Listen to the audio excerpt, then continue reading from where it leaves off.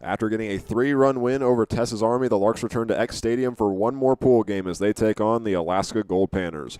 Welcome in everybody to Wichita for the NBC World Series. My name is Hank Corsair, and Eli Blankenship will join us in just a moment. And the Larks have played the San Diego Stars and Texas Army and have gotten some big wins to get off to a 2-0 start. And now they meet the Alaska Goldpanners, where only one team is going to come out of this game with a first-round bye for the bracket play, which begins tomorrow. The Larks have gotten an 11-3 win over San Diego. They beat Texas Army 7-4, and Alaska's had the same success as well. They were able to beat the Stars 6-1, and then before that beat Texas Army 3-1, relying on their pitching, and the bats were able to do their thing comfortably as they were able to get those big wins. So only one team is going to walk out of pool play 3-0 and get the first round bye in a 6 p.m. start time here at X Stadium. And we'll talk with Eli Blankenship when we come back, and also take a look at the Goldpanners, and then have first pitch after that. This is Hayes Larks Baseball on the Larks Network.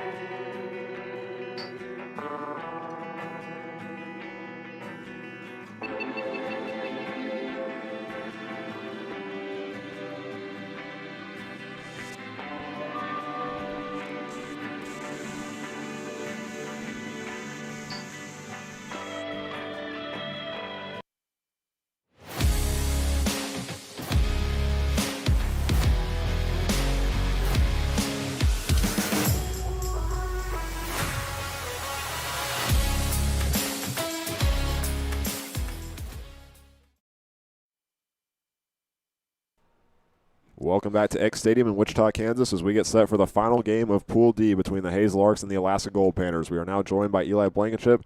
Eli, welcome onto the broadcast. How are you doing tonight? Doing great. It's a warm one today, but the sun's starting to hit the horizon, and it's going to be a lovely night for baseball here in Wichita, Kansas. I'm excited. We're going to see some good teams go head-to-head.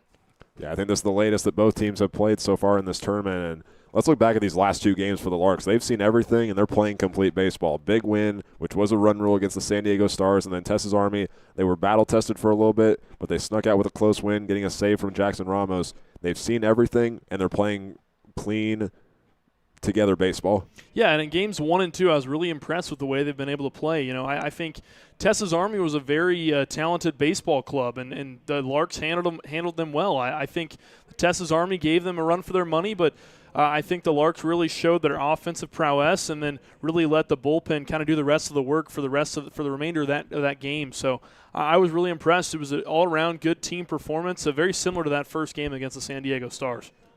And now the Larks take on the Alaska Goldpanners, who have had a lot of success here in Wichita. They won their first two games against San Diego and Texas Army, kind of identical to the Larks. They win big over San Diego and squeak out a close win over Texas Army. Looking at them, they have very good pitching, but they also have good bats as well, especially because they have a lot of Division I experience, which we'll take a look at in just a second.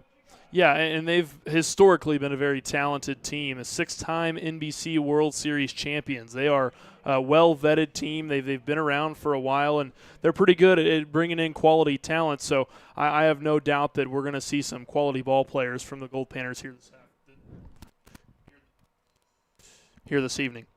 And staying on that note, can we just appreciate the fact that we're getting this game to close out pool play? You got the Larks, who made it to the semifinals last year. They won in 2024, and then Alaska, who you mentioned is a 6-time champion that has been to the championship 12 times and has 14 top 3 finishes, while they came here last year as well, and they won their pool getting that first-round bye. Yeah, and I think that having two teams, like two heavyweights like this in the same pool is really fun to watch. And I think for both of these teams, they really kind of had the perfect storm in terms of, who they played at what time. I think the Larks had a really favorable schedule in pool play leading all the way up to the final game of pool play against the Goldpanners. I don't think they could have built up to this game any better.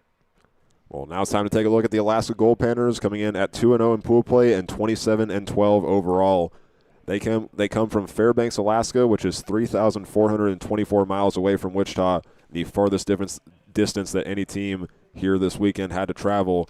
And they coming into this tournament, or to this game rather, at 27-12. They played a lot of home games, so this is a little bit unfamiliar territory for them.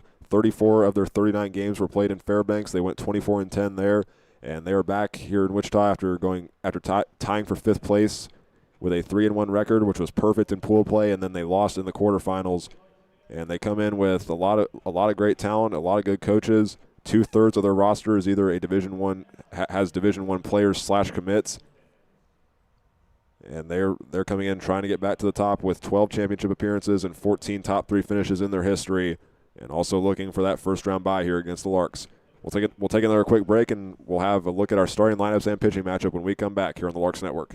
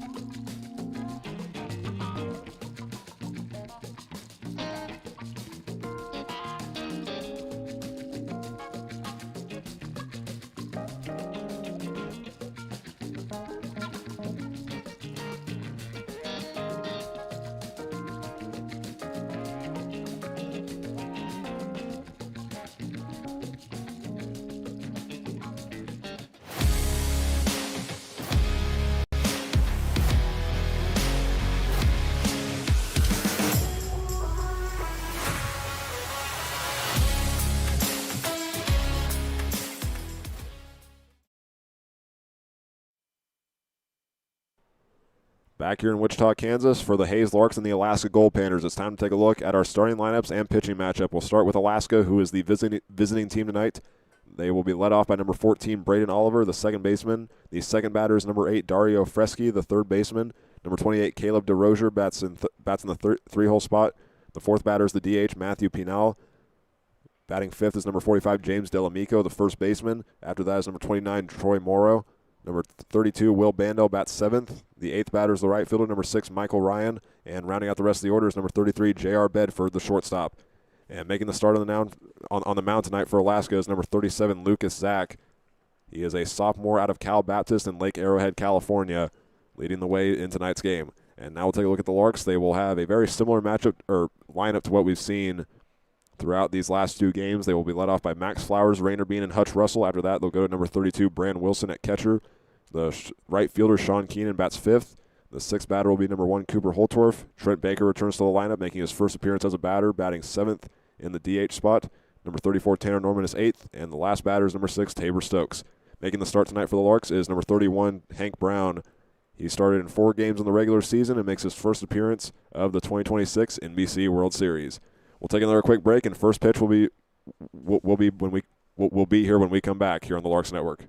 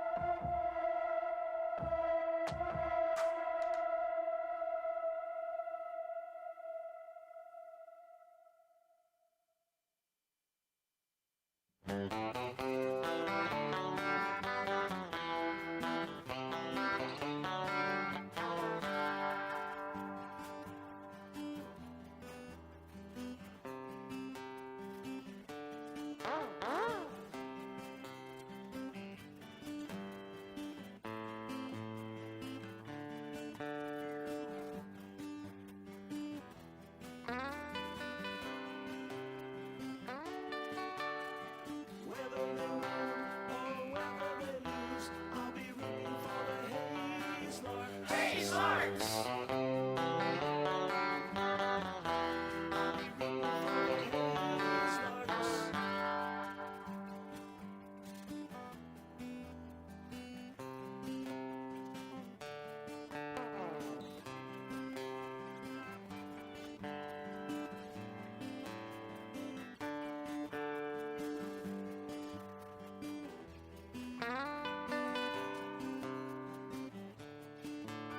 So join me down at the old ballpark. I'll be rooting for the Hayes Larks. Hayes Larks! Join me down at the old ballpark. I'll be rooting for the Hayes Larks. Hayes Larks!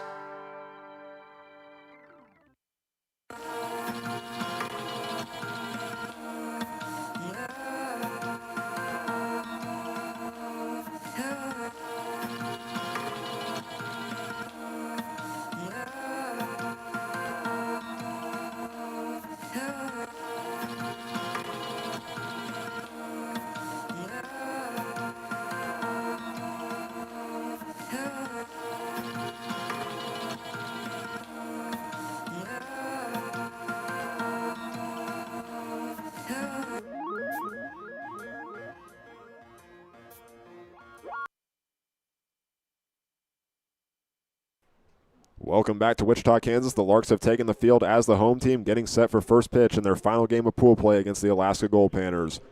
The Larks are wearing their red uniforms tonight. It's the red jerseys, which read Larks across the front in white letters. There's 2 stripes on each arm sleeve, and the numbers on the back are white as well. They're also wearing their red throwback caps and their white pants. And the Goldpanners counter wearing their red hats, black uniforms, which read Goldpanners across the front in red with a gold outline. And the numbers are red with a gold outline as well, and the batting pants are gray. Hank Brown's first pitch of the game is right down the middle. There is strike 1 to Braden Oliver, the leadoff batter. First pitch is at 6:12 tonight. 94 degrees and 9-mile-per-hour winds coming out of the southeast, meaning the flag in right field is blowing from right field towards home plate. And there's another strike and another fastball there from Hank Brown, making the count 0-2. It's been a rather windy NBC World Series. The flag out in right field is a little bit tattered on the very end of it. Here's the 0-2 from Brown. And this one's fouled back, heading towards us, but it lands in the box right next to us, and then we'll bounce back into the crowd below us. A little bit different position tonight than we were a couple days ago. We're actually on the opposite side, so we're on the first base side this afternoon. And the 0-2 is a foul tip to Braden Oliver. There is strikeout number 1 of the NBC World Series for the sophomore Hank Brown. That'll now bring up number 8, Dario Freschi, the third baseman for the Goldpanners. There's a look at the Larks' defensive alignment. In the outfield from left to right is Cooper Holtorf, Max Flowers, and Sean Keenan. The catcher is Bran Wilson, making his second appearance of the tournament. The first pitch to Freschi is high and outside for ball 1. Tanner Norman's over at first base, Hutch Russell's at second, Tabor Stokes is next to him at shortstop, and Rainer Bean is back over at third. Hank Brown deals the 1-0, going to his full windup. He puts it on the outside corner, and that one misses as well for ball 2. Dario Freschi, one of 18 players for this Goldpanners team that is either currently playing Division I or is a Division I commit. He just played his freshman year at St. Mary's. And now the 2-0, and he puts a ground ball right past his first base coach into foul territory, tying the count up.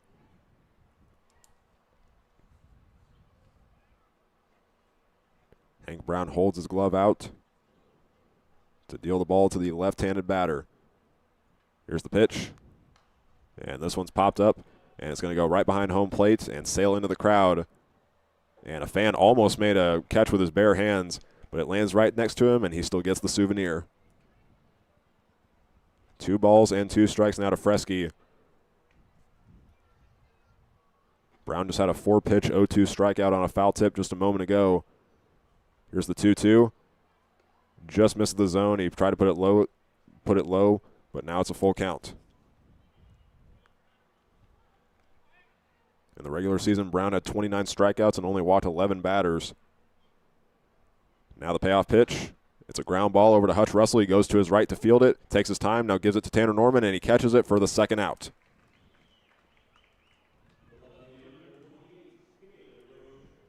Hutch Russell's been a reliable fielder for the Larks in this tournament. He gets the out there. There's now 2 away, and now up is number 28, Caleb DeRozier. Seems like he's been a very popular target for a lot of batters in this World Series so far. It seems like we call Russell's name at least 2 or 3 times every game over there at second base. DeRozier with a foul ball that goes right back into the net for an 0-1 count. DeRozier is one of the top batters for the Goldpanners. He's made the most appearances. This is his 38th game of the season.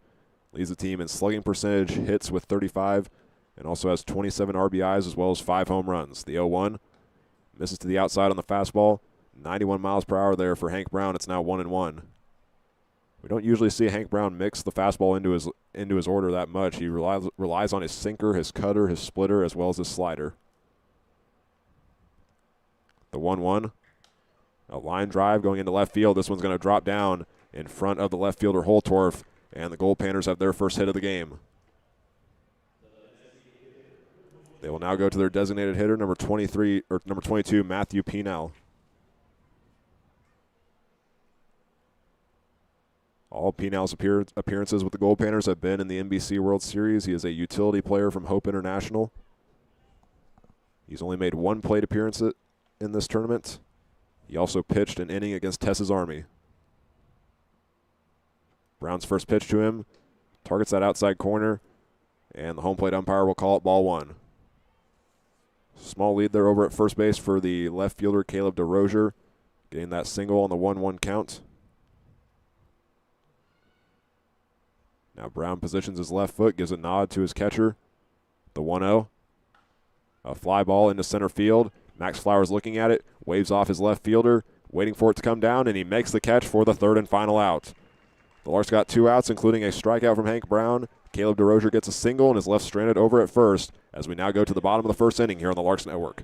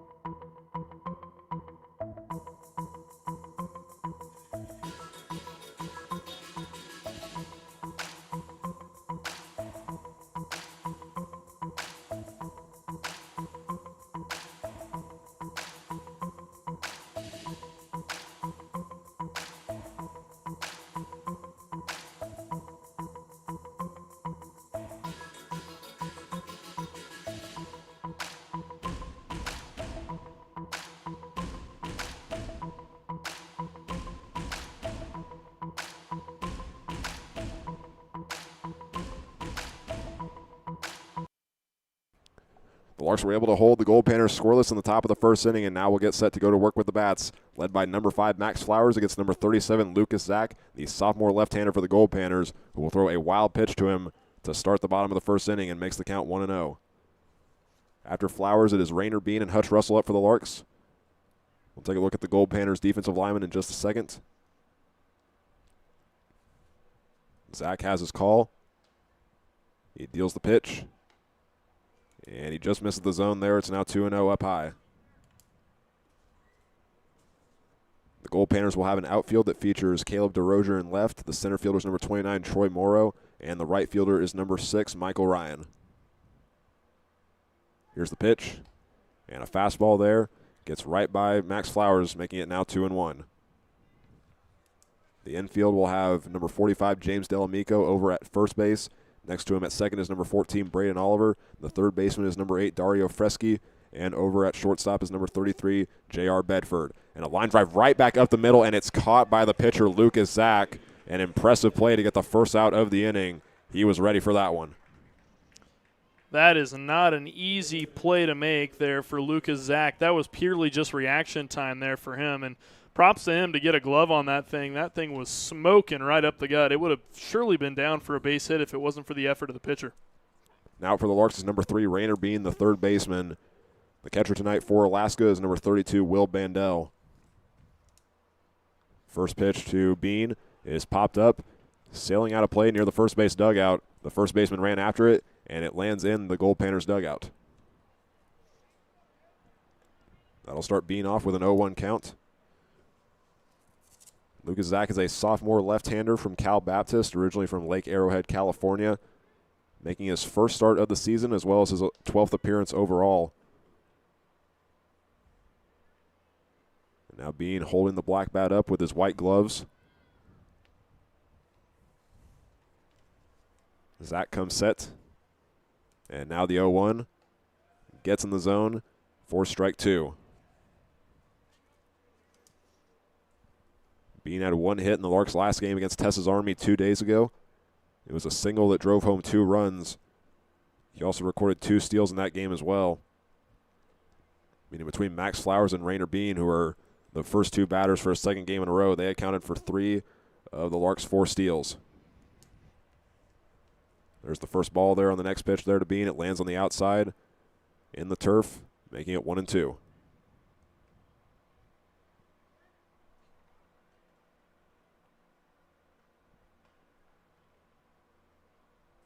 Zach holding his glove by his hip.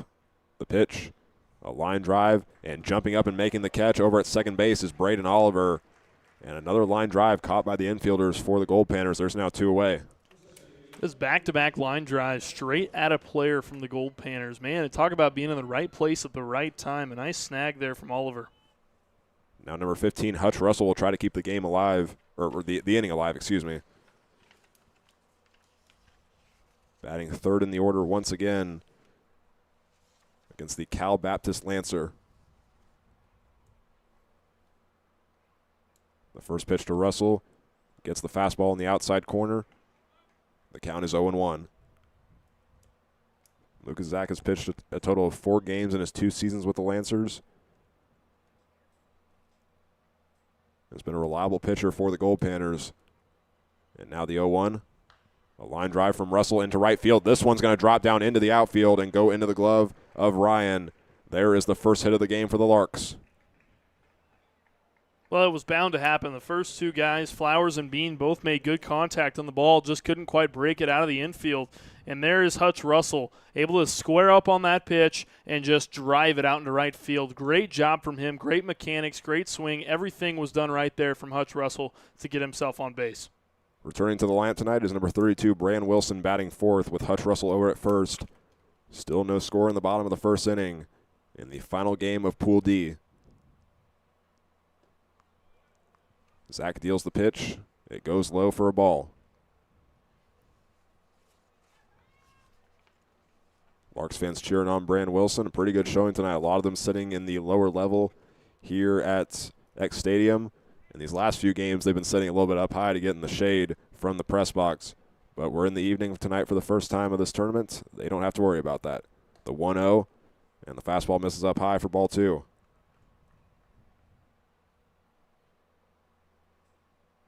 Hutch Russell standing on the first base bag. Delamico is there covering, standing right in front of it. Wilson waves his bat around a few times, now holds it up. Zach looks over at first, now deals the pitch. And it drops low for ball 3.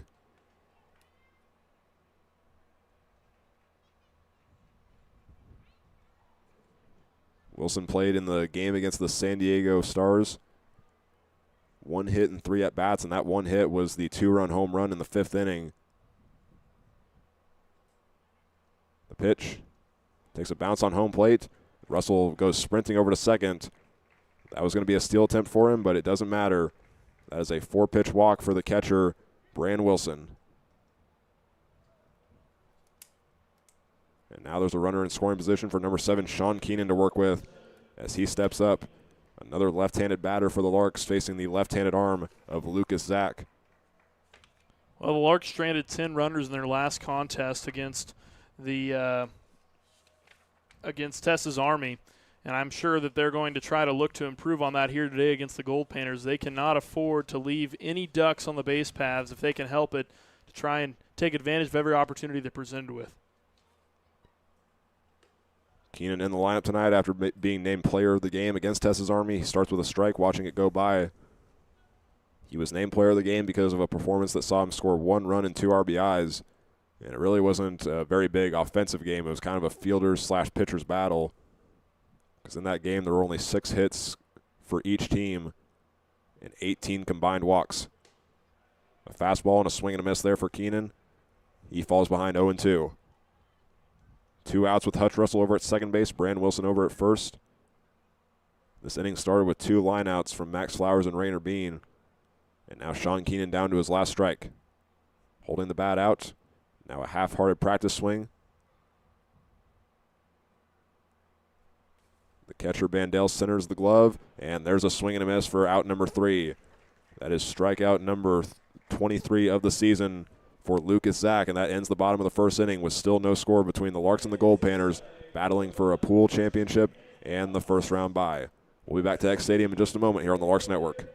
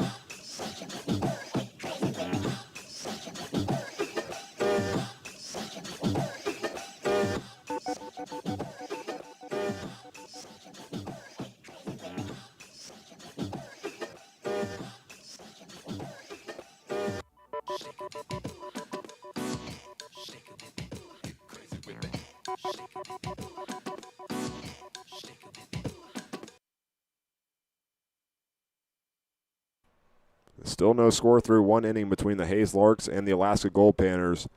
They will have their 5, 6, 7 batters up to face the Larks right-handed starter, Hank Brown. He is now battling against number 45, James Delamico, and the first pitch goes to the outside for a ball to start the top of the second inning. And really what helped for both teams was that they got their defenses started early, 2 outs, some players got on, but the third out would quickly follow after that. The 1-0.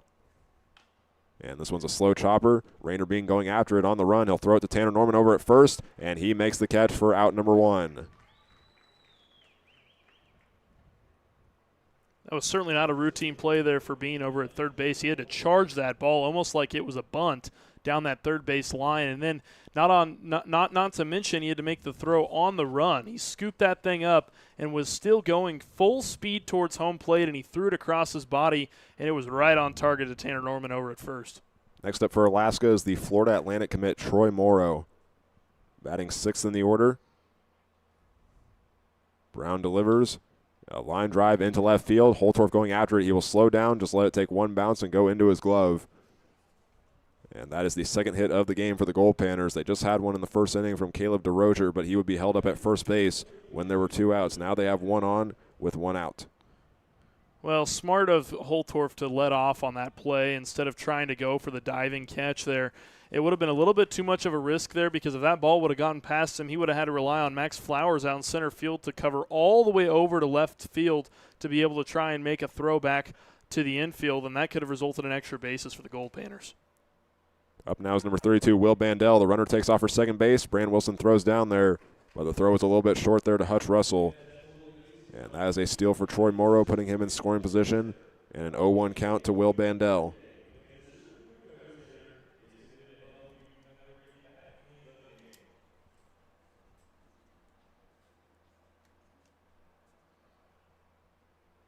Both the Larks and the Goldpanners have struck first in each of their 2 wins.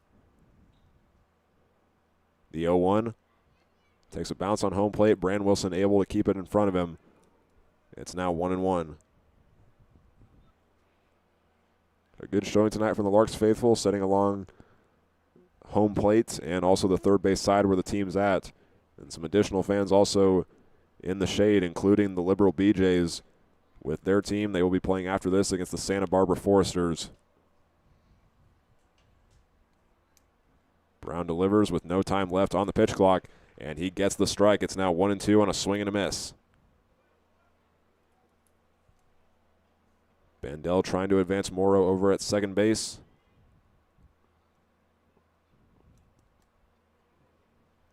Brand Wilson giving the pitch to Hank Brown. His one strikeout was against the leadoff batter, Braden Oliver, in the first inning. And the pitch. And there is time called. And that is a pitch clock violation. It's now 2-2. Yeah, Brown's just getting a little bit slowed down, I think, in his motion, and is just kind of his pre-pitch ritual or preparation phase, as one might call it. And he's got to find that rhythm, find that happy medium here in these next couple pitches to settle into it. This is the first time Hank Brown has had to face off against a pitch clock. He plays at the JUCO level for Murray State. And he gets a swing and a miss and another foul tip strikeout, this time against Will Bandel on a 2-2 count. There are 2 outs here in the top of the second inning with Michael Ryan up to bat next. Excellent job there from the starter Brown. Didn't let himself get rattled from that pitch clock violation, just focused on the batter at hand and dealt the strike that he needed to get that out. Now Michael Ryan, the right fielder, will work with 2 outs and the runner at second base. Brown watches the runner at second. Now the pitch. And he puts a sinker down low for ball 1. Michael Ryan, a junior out of CSU San Marcos, had a great end to the regular season with the Goldpanners, a 7-game hit streak going into their game against the San Diego Stars, which means he had an additional hit against Texas Army in their first game. But that streak where he had 11 hits ended in their last one. Count now 2-0 to the right fielder.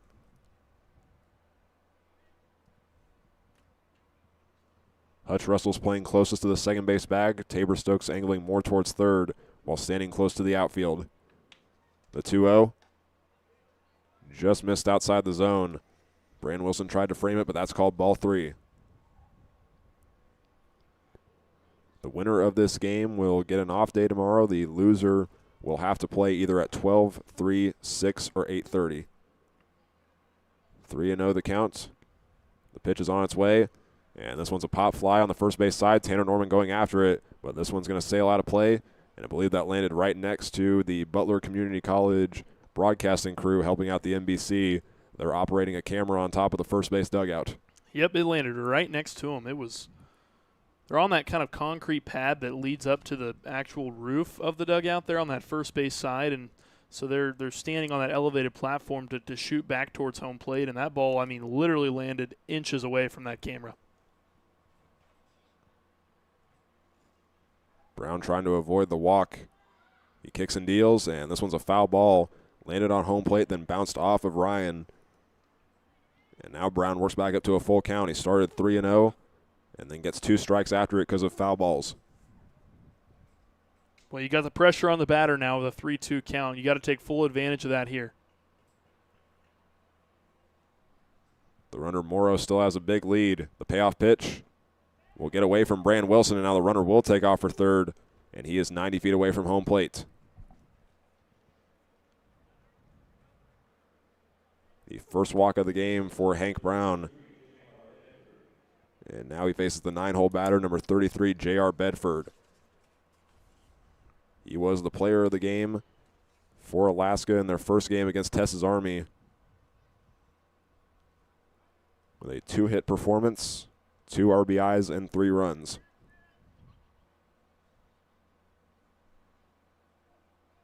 First pitch to Bedford is a fastball, and it gets right down the middle. Bedford's behind 0-1. Bedford, a sophomore from Berkeley, California, plays at Modesto Junior College. Now the pitch, and the runner taking off for second base, and another pop fly that is going to land just behind the first base dugout and go into the metal bleachers. And a young fan, I believe, made the catch there. It's now 0-2 to Bedford. If this was banana ball, the top of the second will be over.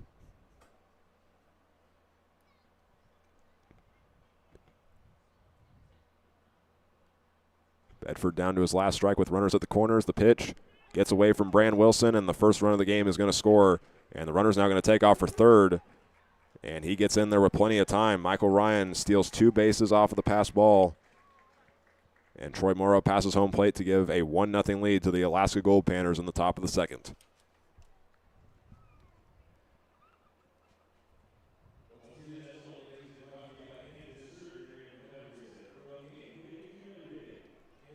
There's now going to be a meeting between Tanner Norman, Brand Wilson, and Hank Brown.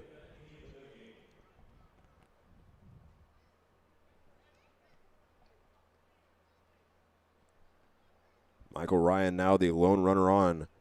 He is also now standing 90 feet from home plate. Wilson goes back to his position, as well as Tanner Norman. 1 ball and 2 strikes. Brown takes a deep breath, and now the pitch is a line drive into center field. Flowers running after it, and on the run he makes the catch, and that ends the inning. But the Goldpanners strike first. Troy Morrow gets on through a single, steals second, advances to third on a pass ball, and then scores on another pass ball to give the Goldpanners a 1-0 lead going into the bottom of the second. We'll be right back to Wichita in just a second here on the Larks Network.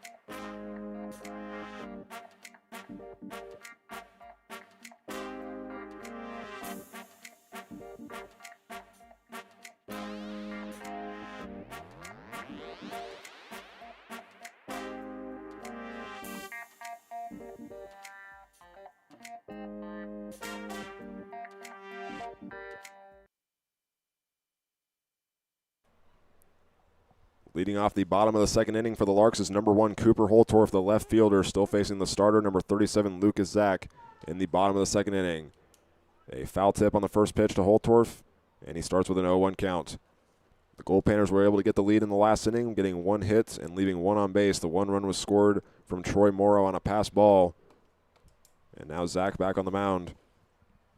He gave up 1 hit and left 2 stranded in the first inning. Now he deals another fastball to Cooper Holtorf, who watches it go by for strike 2. Trent Baker is on deck. He is back in the lineup tonight as the DH. Tanner Norman is in the hole. Zach getting the call from his catcher, number 32, Will Bandel. And the 0-2 misses up high. And Bandel actually had to come out of his stance as that one was called a ball.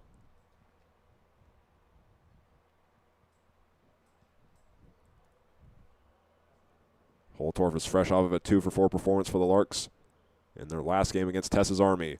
A foul ball goes straight back into the net. And the count remains the same. One of the players from the Goldpanners dugout will go and retrieve the foul ball. And now Zach comes set, holding the glove by his left hip.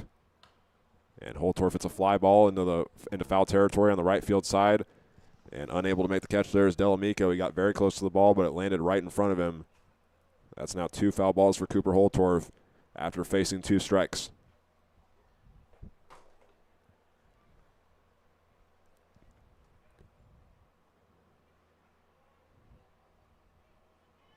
Holtorf waves his bat around, now holds it up. And the pitch. He thought about going around, but held back just enough. The slider misses for ball 2. 6 pitches thrown now to Holtorf as the leadoff batter. Lucas Zach faced 5 Larks in the first inning. 2 of them got on base. The 2-2 on the high inside corner makes it now a full count. Holtorf will now await pitch number 8 from the sophomore out of Lake Arrowhead, California. The catcher wants it right down the middle. The payoff pitch is a foul ball that goes right past the third base coach, Ben Tinius. And one of the coaches for the Larks almost made a barehanded grab with the ball going to the dugout. I think that was Keith Harper, if I'm not mistaken. But yeah, it looks like Harp down there on the end of the dugout. Someone had to come out of the bullpen to get that one. And Holtorf staying alive in his first at-bat of the game. The pitch is delivered with 9 seconds left on the clock. And this one's a hard ground ball into the glove of Fresky. A long throw to first is in time for out number 1.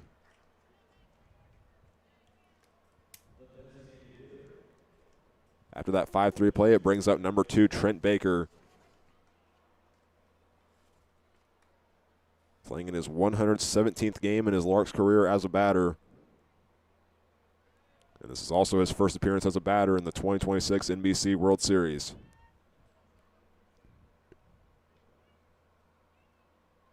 He'll take a big swing on the first pitch, a swing and a miss there for Baker. It's 0-1. The Goldpanners shifted their infield, playing the left side closer to second and the right side closer to first. There's a big gap over there on the left side of the field. We'll see if he can find it. The 0-1. Fouled straight back in a similar spot to that 1 foul ball from Holtorf. Baker's now going to face 0-2.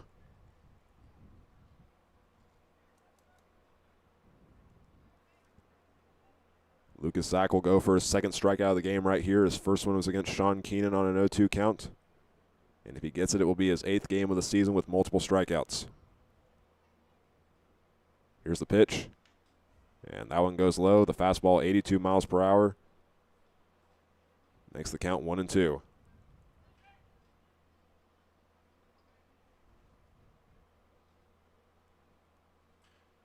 Baker with his lime green batting gloves. Holds it up. Now the 1-2. Chopped foul. And Tinius will catch it with his bare hands and throw it back to the third base dugout. Ball went straight into the hands of Tenius over there on third base. He was looking alive, that's for sure. A lot of non-players getting tested already. We had a young fan on the first base side catch a foul ball. Someone almost caught it with their bare hands in the stands on the third base side. And now you just saw Ben Tinius do it right here. The 1-2. is a swing and a miss, and there's the second strikeout of the game for the sophomore Lucas Zach.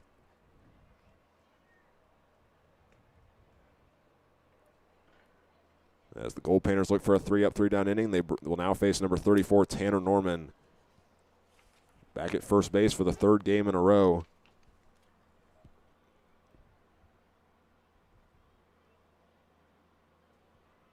Norman bats eighth in the order. Tabor Stokes will close out the first trip through the lineup after this. Norman watches a fastball go to the outside. He is ahead with the ball.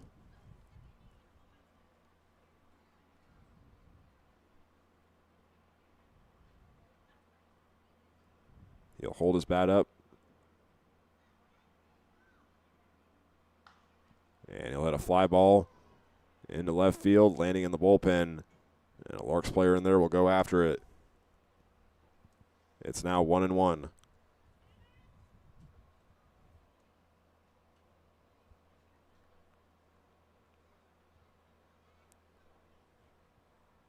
Larks trying to avoid a 3-up, 3-down inning. They had 2 base runners in the first. Both of those 2 got on after 2 outs were recorded. Zach deals the 1-1. Norman holds back just enough. That one took a bounce on home plate, and it moves to 2-1.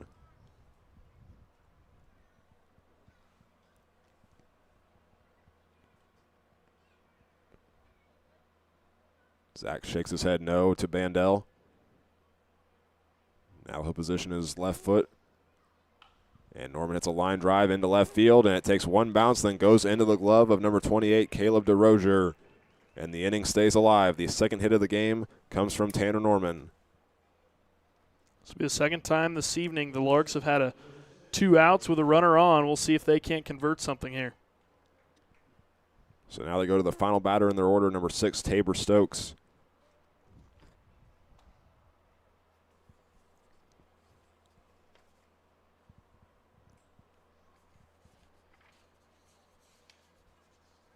Norman with a short lead over at first base. He recorded a steal in the last game against Texas Army. This one bounced away from the catcher just a few feet away.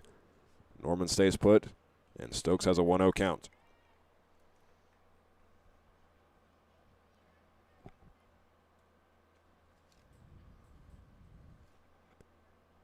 Two days ago, Stokes had just the second game in the last 14 where he did not record a hit. And now he's ahead 2-0 against Lucas Zach, with Tanner Norman over at first base and 2 outs.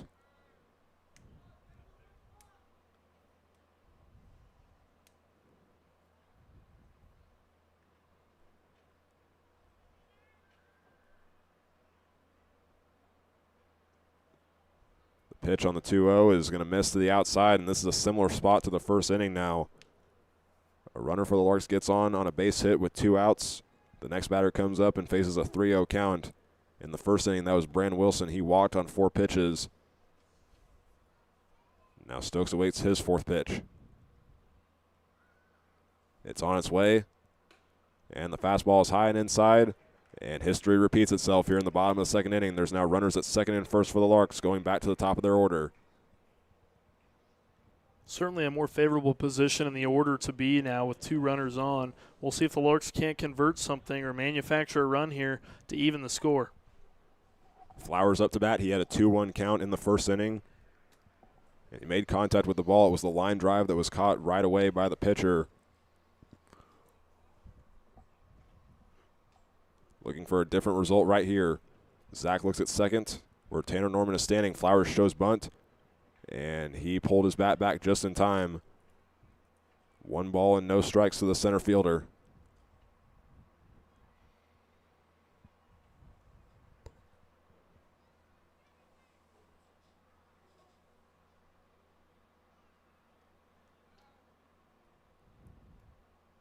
Bandel wants the pitch to the outside, and that is where it goes. Flowers does not bite on it. It's now 2-0.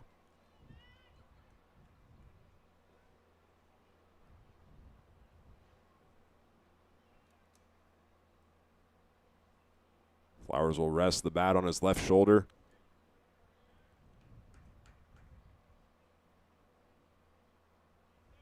He'll still watch Norman over at second base. Zach deals, and he gets a strike there on Flowers, who watches it go by, tying the count up. Well, both Hank Brown and Lucas Zach have both been using every last second of the pitch clock. It seems like they're just cutting it down to the wire. I'm surprised we haven't seen more pitch clock violations here in this one.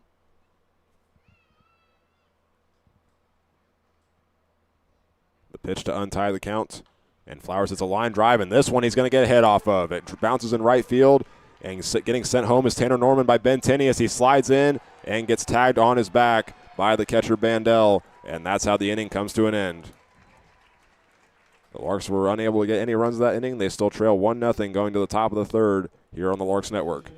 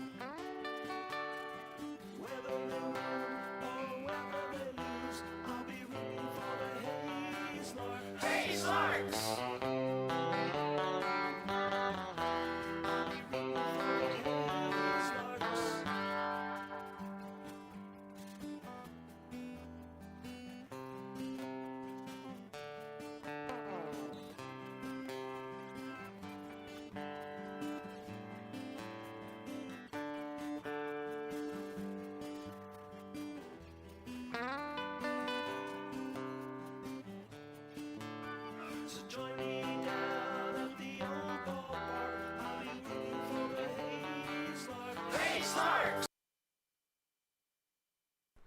Top of the order up now for the Alaska Goldpanners in the top of the third inning. They lead the Larks 1-0. It is Braden Oliver still facing number 31, Hank Brown. Oliver was the first strikeout victim against Brown, and the first pitch was a foul ball towards the third base dugout. And now the 0-1 just misses down low on the fastball. The count is now even. Oliver was faced with a 0-2 count in the first inning. It was a strikeout on a foul tip.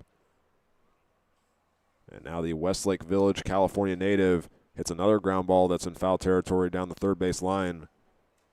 Fielded barehanded by his third base coach, making it now 1-2.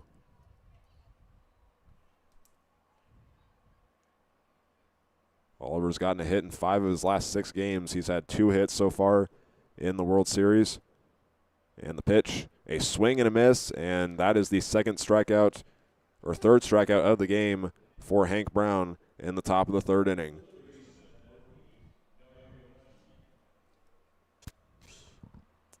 Well, Brown's had a pretty solid start on the hill for the Larks. Really the only run that came across was on that pass ball. He can't really get too upset about that. So far, he's really pitched just a very, very complete game. And now a fly ball deep into left field. Holtorf running back for it. He's going to slow down, and that one's gone. It goes over the wall of honor, and Dario Freschi extends the Goldpanners lead to 2-0. Well, the commentator's curse strikes again. That one was my fault. I'm really sorry about that one, Hank. Not you, Hank. The Hank Brown on the field, just to clarify. So Freschi, he will get his 3rd home run of the season.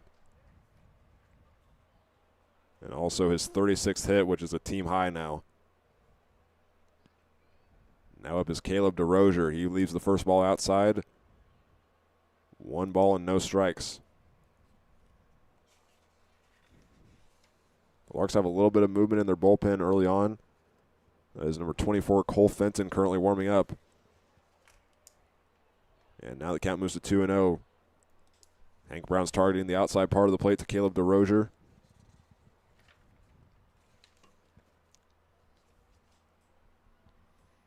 Wilson wants the pitch right down the middle. That is where it goes, and it is perfect. It is strike one to Caleb DeRozier from Hank Brown. DeRozier's already gotten one hit today. He was held up at first base in the first inning, and now he hits one off of Brown. And Russell fields it with his bare hand. That will be listed as an infield single. It went to Hank Brown right away. It bounced off his chest as he tried to field it. And DeRozier has his second single. Well, it's really unlucky there for Hank Brown. A lot of times as a pitcher, you want to try to either field it cleanly or just let it go by. If there's any doubt in your mind that you're not going to be able to field it cleanly, it's almost better to not tip it with your glove so that your infielders can have a chance to make a play on it.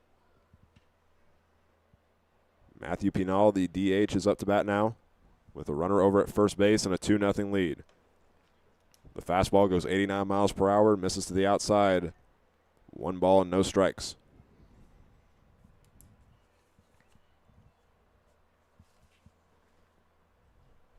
Pinal playing in his second game as a batter. He's made one appearance so far coming into this game.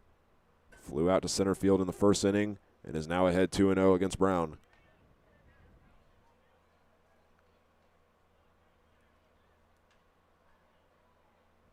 Pinal just played his senior year at Hope International, one of the top NAIA baseball programs. Had a .338 career batting average, and now he's dealt his third pitch, and the fastball goes off to the side. 3-0 is the count.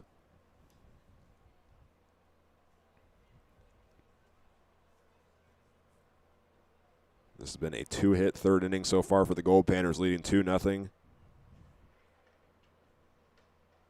And now the pitch. And the fastball gets right down the middle for strike one. Well, Hank Brown's going to have to battle back into this count here against the designated hitter Pinal. We'll have to see if he can muster his way back into this one with a 3-1 count. DeRozier's got a lead over at first, and he's going to take off for second.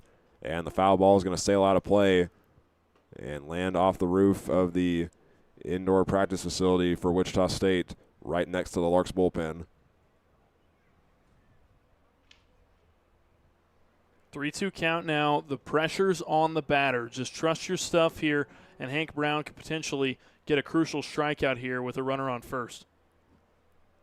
He's got an out and a walk so far with his full counts, and now this one's hit into left field, and Holtorf's at the right place at the right time. There was a big lead over at first base. The throw is not going to be in time.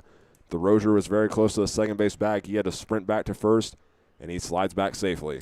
Well, that was a line drive straight to the glove of Holtorf, and Holtorf made a great throw over into the infield, and I think Russell thought he was going to make a play on it over at second base, but instead he just let it go over the top of him to see if Tanner Norman could try to apply the tag, but like you said, it just wasn't in time. I mean, maybe a few steps behind the runner over at first. Now up is the freshman from Pepperdine, James Delamico. He grounded out to the third base side in his first appearance. Now he'll hit a fly ball into right field, and it is caught on the run by Sean Keenan, angling towards the foul line for out number 3. The Goldpanners add another run with a solo home run from Dario Freschi into left field to extend their lead. We'll see how the Larks respond when we come back.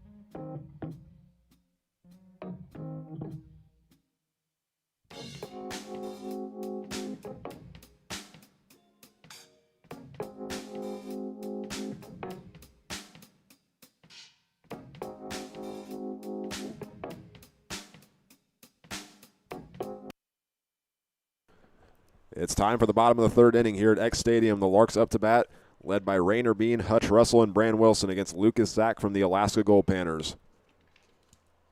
Larks trying to get on the board. They've gotten 4 base runners on, and all of them have been left stranded. Rainer Bean starts with the ball in the third inning. He had a line drive of his own in the first inning, and that one went right to the second baseman, Oliver. And now the second pitch will be chopped foul.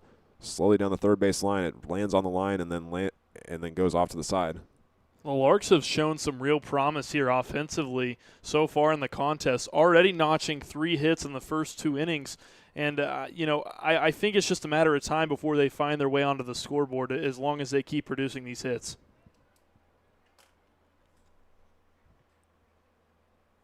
Zach delivers, and this one fouled over to the dugout on the third base side. Bean's now behind 1-2. Looking at Lucas Zach so far, he's given up 3 hits and recorded 2 strikeouts. He's also given up a walk in each of the first 2 innings, but has kept the 0 on the scoreboard for the Larks, who are the home team tonight. And the fourth pitch of the inning goes wild. Rainer Bean now has an even 2-2 count.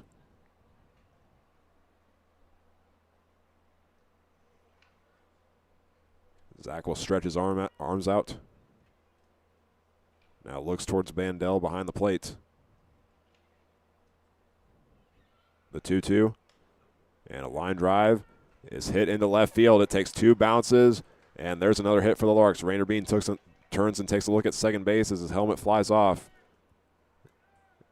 And the Larks get a hit with no outs on the scoreboard, contradicting what they had in the first 2 innings, where they had 2 outs and then they would record the single. This is a much better situation now for the Larks. With a runner on first and nobody out, they can be a little bit aggressive on the base paths, especially with the guy that's as speedy as Rainer Bean. Don't be surprised at all if they go ahead and send him here. Now up is number 15, Hutch Russell, the second baseman. Rainer Bean leads off over at first. And the first pitch to Russell is grounded over to the first baseman. It stays fair, and Delamico fields it, taps the first base bag, looked over at second, and Rainer Bean is safe, but Hutch Russell's out. And actually, no, they're going to say that's a foul ball. Rainer Bean will walk back over to first, and Hutch Russell back to home. It was a very late call from the home plate umpires. Yeah, I don't know what to say about that one. Here's what I will say: Hutch Russell lucked out on that one. I think that was a fair ball. I just wonder maybe if the first baseman Delamico maybe had a foot in foul territory when he fielded the ball. That would be the only thing I could possibly think of. Next pitch to Russell. This is on the high outside corner for ball 1. Rainer Bean continues to take a lead over at first base. He is now standing in the shade. It was the press box was first blocking the sun at home plate. That's now moved the shadow over towards first. Here comes the 1-1 from Zach, and that one gets in the zone. It's now 1-2. What's interesting is the initial call came from that first base umpire, but then the home plate umpire was the one who went and appealed that. So I don't know. It's just a really interesting scenario. I haven't seen that happen before. Lucas Zach looking for his 3rd strikeout of the game. The count is 1-2 to Hutch Russell. Rainer Bean takes off for second, and a pop fly goes into foul territory and lands on the roof of the indoor facility. That's the second time it's been hit in this game. Well, it's typically a pretty popular spot for foul balls to land at this ballpark. It's just naturally in a spot where foul balls like to kind of slice over to. I wonder how many square feet that whole facility is, because it is enormous, and it's literally right next to the stadium. It's pretty good size, and Wichita State really likes their baseball. They've historically been a very good program, along with their basketball program as well. The 1-2 to Russell, bounces in the opposite batter's box, and Bandel comes out of his stance to pick it up. He keeps Rainer Bean over at first. And you are right indeed. This has been it's a rich baseball history here at Wichita State. We can see, since we're in a different box tonight, we can see all their World Series banners on the press box. 1989 national champions.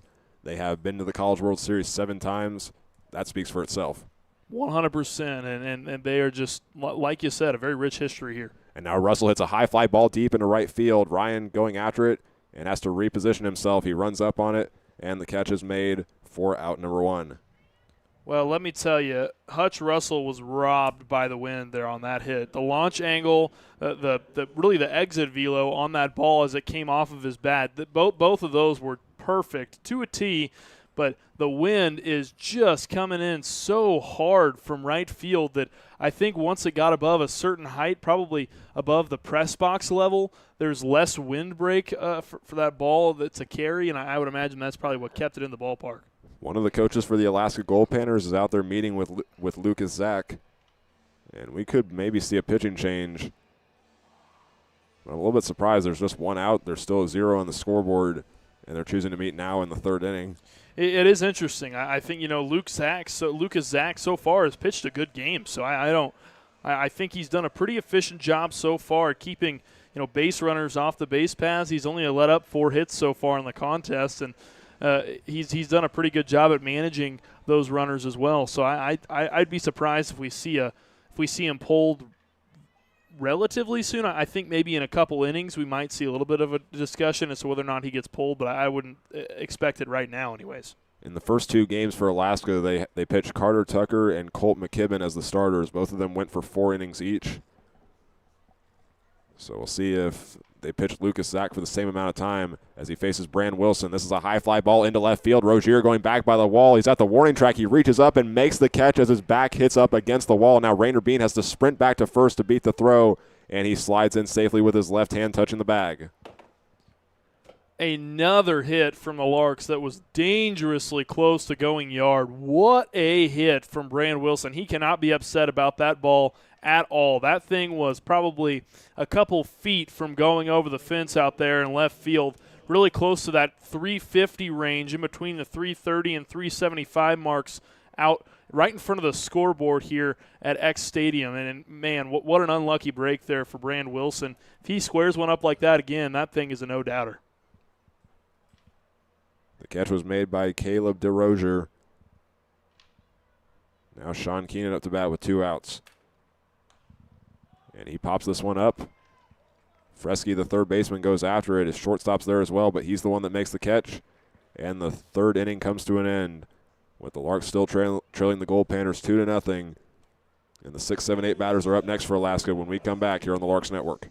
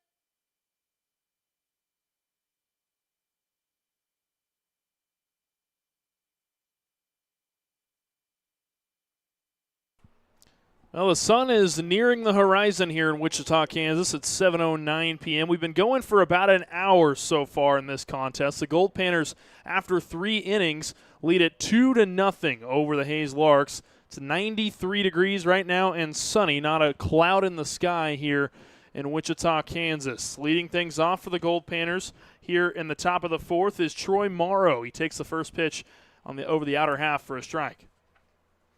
Hank Brown stays on the hill for the Larks. He pitches down to the full windup, holds his brown mitt just in front of him. Now deals the 0-1. This one's sliced foul. It fades all the way on top of the batting cages just behind the bullpen down the third base side. Now an 0-2 count favoring the right-handed pitcher, Hank Brown. Righty-lefty matchup here. Brown deals the 0-2. It's down and in for ball one. 1 ball and 2 strikes the count to the center fielder, Morrow. Morrow 1 for 1 so far in the matchup.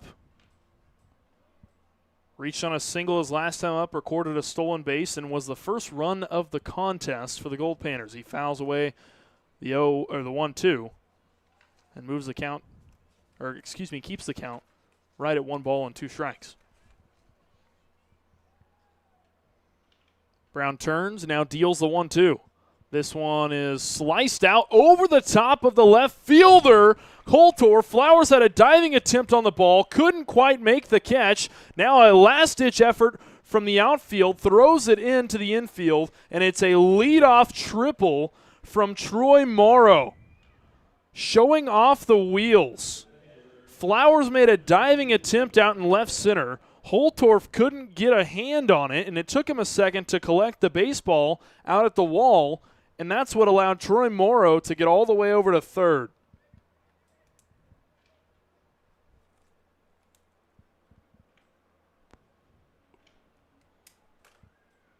So a leadoff triple puts a runner in scoring position just 90 feet away with nobody out here for the Goldpanners in the top of the fourth. First pitch to the catcher, Bandel. Goes way outside for a ball.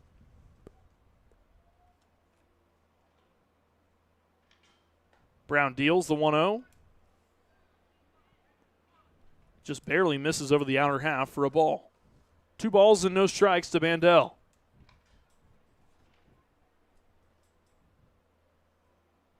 Brown takes a breath. Now turns and deals the 2-0.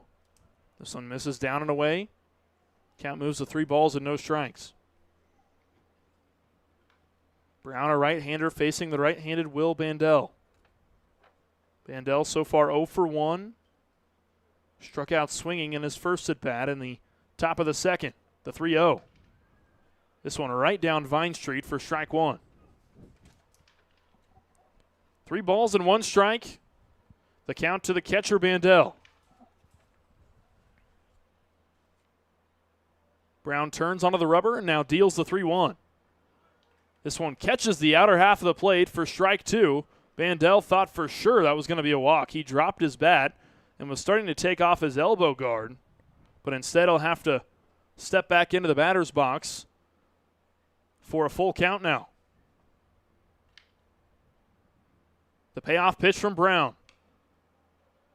A foul ball into the turf will keep the count at 3-2. Brown has battled back to this point. He sat at a 3-0 count just 3 pitches ago. Brown looks home, settles on the pitch that he wants. Now turns and deals. This one once again is fouled into the turf. He had Bandel reaching for that pitch all the way out in front of the plate. He was way ahead of the pitch. Breaking ball certainly fooled the catcher.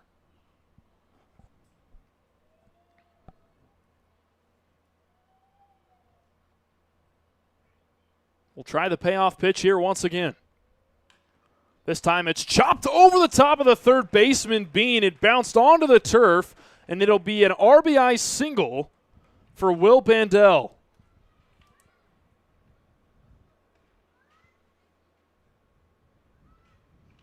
The Goldpanners now jump out to a 3-run lead. They lead at 3-0 here in the top of the fourth.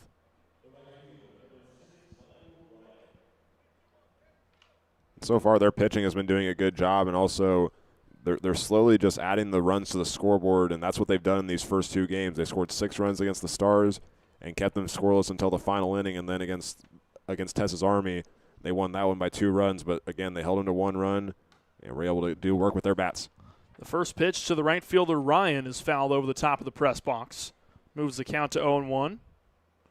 Ryan, the right fielder, reached base his first time up on a base on balls, made it all the way to third base before the inning-ending fly ball out to center field. Now the 0-1. Ryan was showing bunt but turned away as that pitch came in pretty high. The count now moves to 1-1.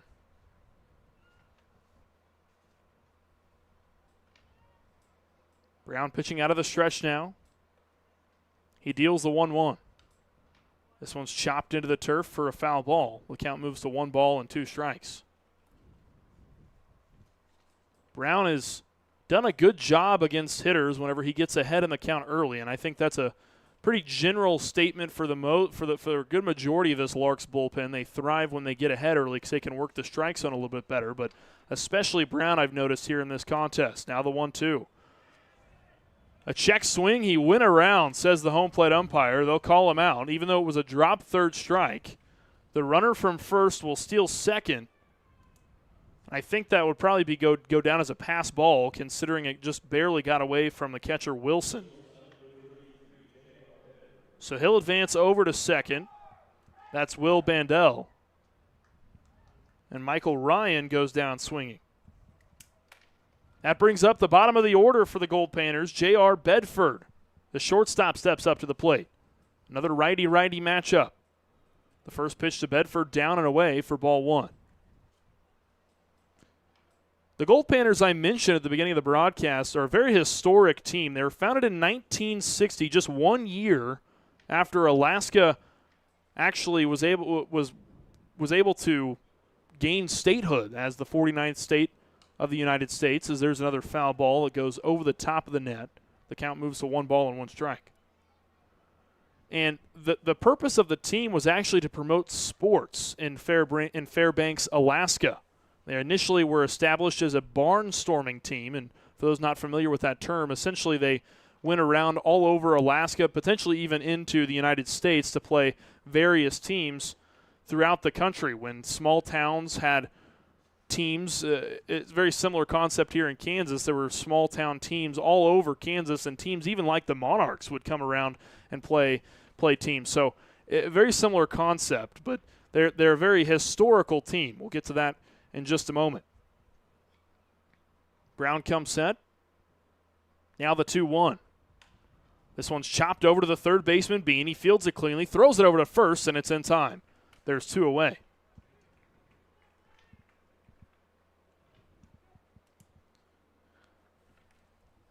So that said, we mentioned earlier there are 6-time NBC World Series champions. The last time they won it was in 2002. Something that this team does, we talked about it a little bit in our last broadcast, they have something called the Midnight Sun Game. And that contest it always goes during the summer solstice, and they play it during the middle of the night, but it's bright out because in Alaska it doesn't get dark during that time of the year. They have quite a few very notable alumni. Braden Oliver stands at the plate for the Goldpanners. The 0-1 to him, right across the middle of the plate for a strike. The count moves to 0-2 on Braden Oliver. Most notably, Tom Seaver, Dave Winfield, Barry Bonds even has played for the Goldpanners. They have 200-plus MLB alumni from their club. The 0-2. This one's chopped foul into the turf. No balls and 2 strikes. Still the count to Braden Oliver. So they certainly have a way of picking talent. The Goldpanners play a lot of West Coast teams, but play a good majority of their games at home. The 0-2.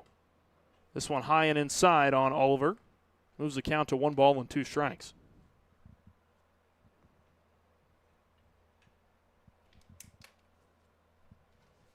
Brown lets his right arm dangle down. Now comes set. Takes a breath and deals the 1-2. This one's popped up into foul territory and lands in a box just a couple doors down from us here on the first base side.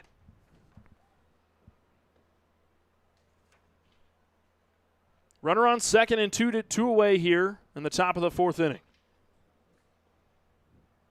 Brown looks home. Comes set.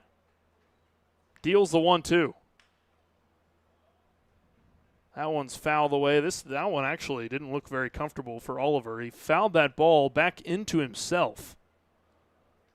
Made contact with his chest. He seems to be okay as he's stepping back onto the plate, as now Cooper Holtorf will have to track down a ball. I think that might have actually been the same foul ball.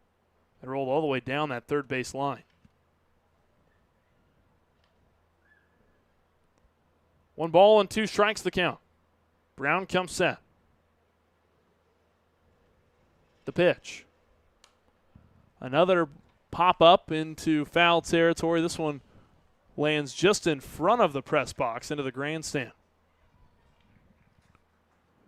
The count remains at 1-2. The ball boy will have to help the home plate umpire reload on baseballs. This has been a rather lengthy at bat, despite the count being only 1-2. It's 4 foul balls after being dealt 2 strikes there for Oliver. Brown deals the 1-2 once again, and it's a swing and a miss. Brown records his 5th strikeout of the contest and gets out of the top of the 4th, only allowing 1 run. The Larks trail it 3-0 going into the bottom of the 4th inning. Don't go anywhere. You're listening to the NBC World Series on the Larks Network.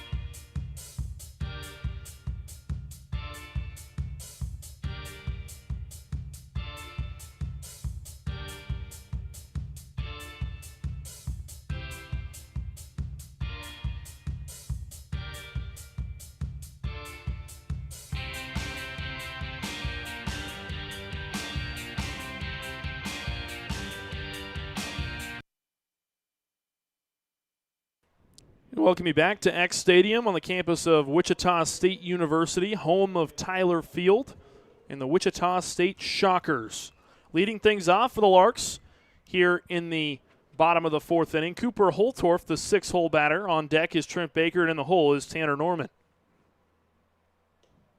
The first pitch to Holtorf. Holtorf was showing bunt. And this one goes over the outer half of the plate, just in the very top half of the zone for a strike.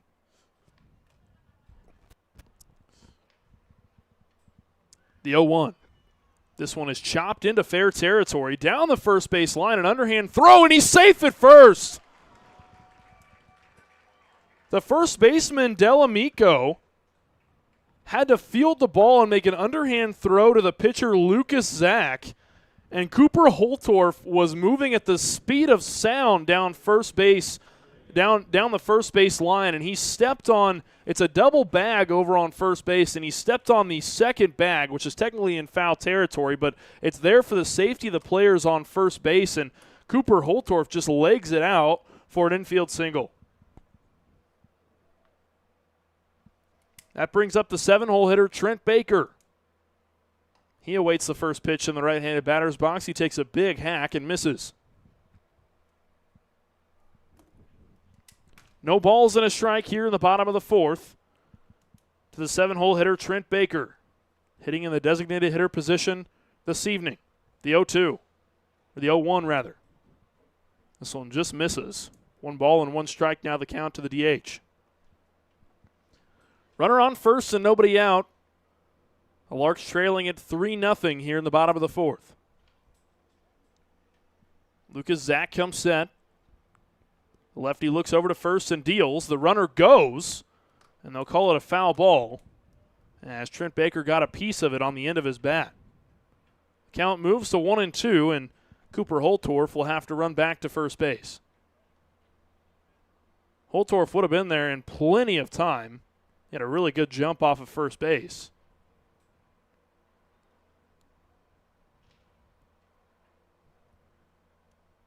And obviously, he's looking to avoid that double play ball over at second.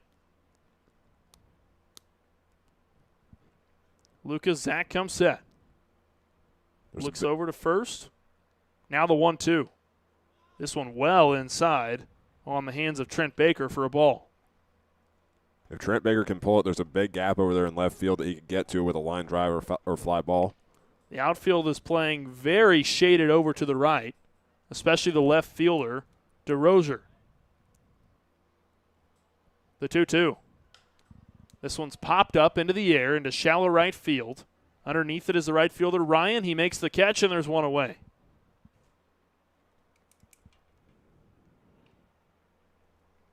That brings up the 8-hole hitter, Tanner Norman. He's 1 for 1 so far in the contest. He reached first on a single in the bottom of the 2nd.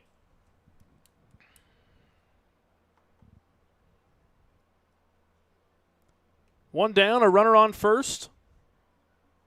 The Larks trailing 3-0 here in the bottom of the 4th. A lefty-lefty matchup now with Norman in the left-handed batter's box. The first pitch to him right across Vine Street for strike 1.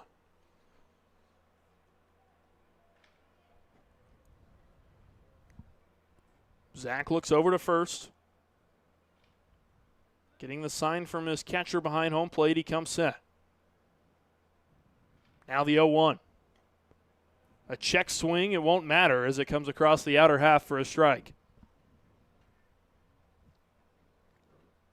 No balls and 2 strikes to the first baseman, Norman.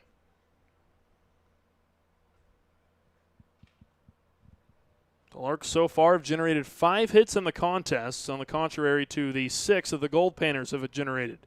The 0-2 misses upstairs. The count moves to 1-2.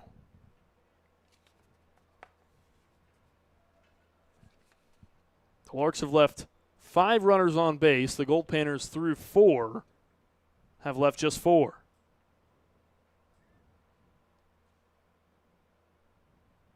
The 1-2. Runner goes from first. Holtorf slides in, feet first at second, and he's out. Holtorf looking down the second base umpire in disbelief as he'll now jog back over to the third base dugout. He had a pretty decent jump, but the throw was even better from the catcher, Bandel.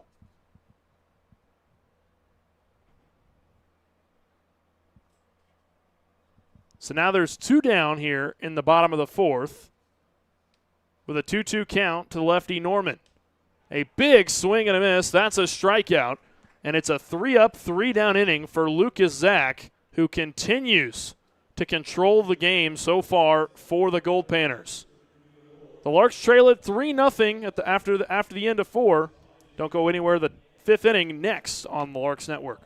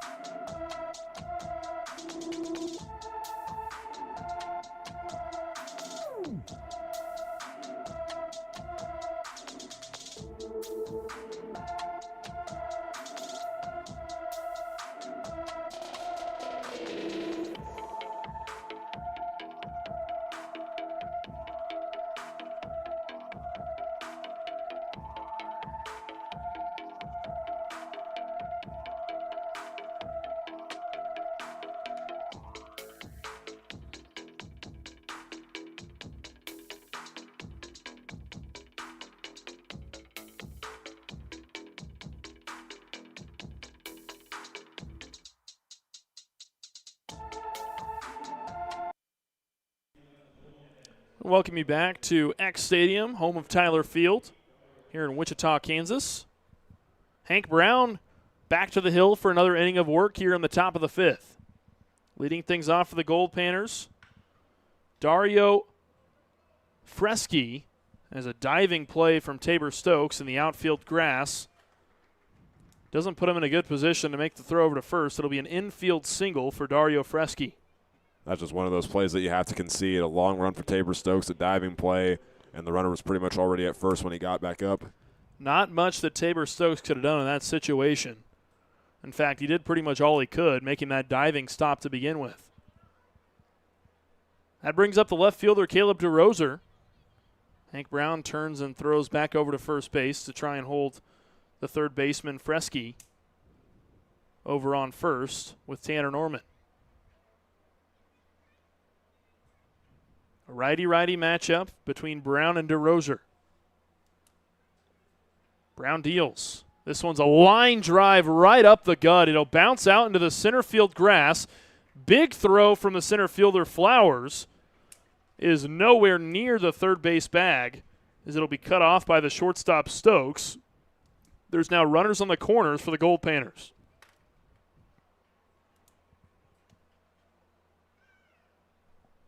Now it looks like the pitching coach, Keith Harper, will make a walk out to the mound to have a chat with the starting pitcher, Hank Brown. There is an arm warming up in the Larks bullpen.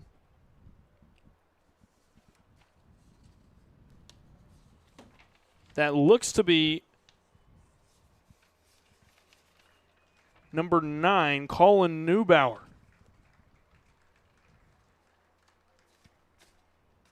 And now I think we're actually going to see him enter the game. We will. So Hank's Brown day comes to a close after 4 innings of work. We'll step aside for just a moment and a new arm on the hill when we come back.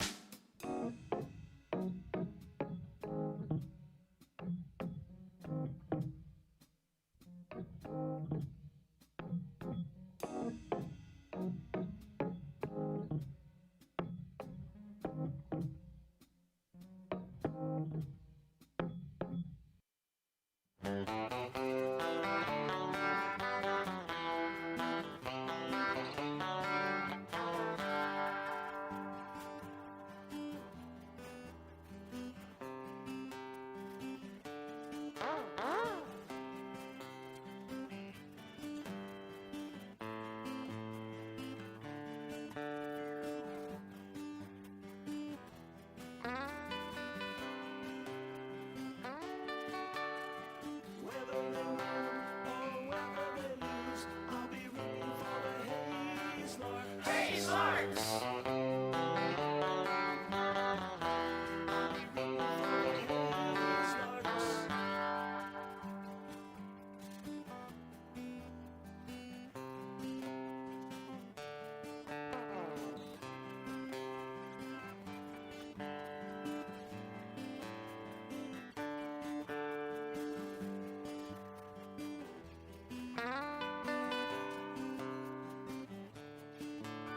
So join me down at the old ballpark. I'll be rooting for the Hayes Larks. Hayes Larks! Join me down at the old. We welcome you back to Wichita, Kansas. The new arm on the hill, Colin Neubauer, replaces Hank Brown, who exits the game after 4 innings of work on 8 hits allowed, 3 runs, 2 earned runs, 1 home run, and 1 walk, along with 5 recorded strikeouts. Neubauer, the left-hander out of Castle Rock, Colorado, stands at 6'3". I'll look to shake things up here for this Larks defense as he comes in to play damage control in a game that the Larks trail 3-0. The first pitch from Neubauer comes across around shoulder high to the designated hitter, Matthew Pinal. Lefty-lefty matchup here to start the game for Colin Neubauer. Runners on the corners and nobody out here in the top of the 5th. Nybauer looks to first. This one's dribbled down to the second baseman, Russell. He slides to one knee, throws it to first, and makes the play. Man, what a brick wall Hutch Russell has been at second base. That's not the first time we've seen him make that play. You remember back against Texas Army, he had that pretty much identical play. He slides down to one knee in the outfield and makes the throw to Tanner Norman. It'll go down as a sacrifice RBI fielder's choice for Matthew Pinal, as the runner from third, Dario Freschi, scored. And that brings up the first baseman, Delamico, who takes the first pitch for a strike, and the count starts at 0-1. James Delamico so far 0 for 2 on the contest. Grounded out and flown out so far. Has yet to reach base. The 0-1. This one gets the catcher Wilson to move a little bit behind home plate. 1 ball and 1 strike now the count to Delamico. Runner at second and 1 away here in the top of the 5th. The Goldpanners have now increased their lead to 4-0. The 1-1 from Nybauer. A big swing and a foul ball that goes back into the backstop to move the count to 1-2.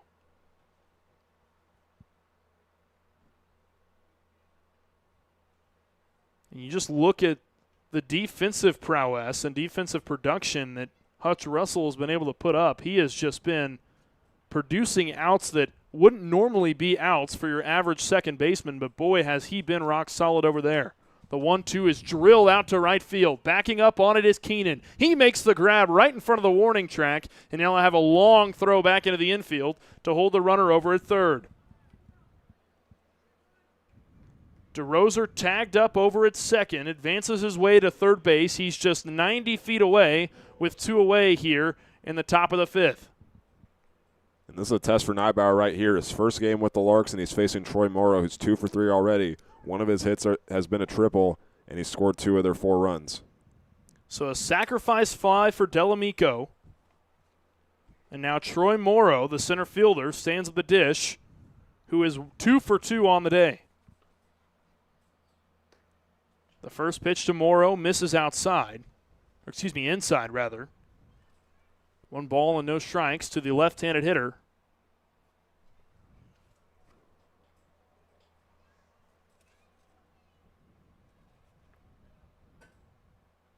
Nybauer comes set, deals the 1-0. This one dots the inner half for a strike.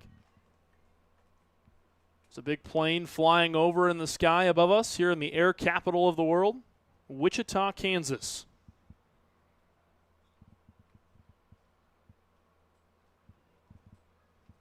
Nybauer comes set. Now the 1-1. A check swing. He turned his hips, didn't swing the bat around, and the third base umpire will say that he didn't go around, which is the correct call, and moves the count to 2 balls and 1 strike. Very few clouds in the sky. The wind starting to die down a little bit here in southeast Kansas. The 2-1, missing just inside, moves the count to 3 balls and 1 strike.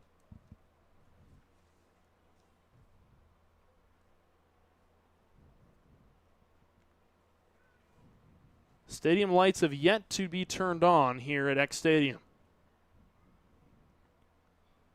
The 3-1 pitch. This one misses down and away for ball 4. The Goldpanners are back to having runners on the corners with Troy Morrow over at first and Caleb DeRoser over at third.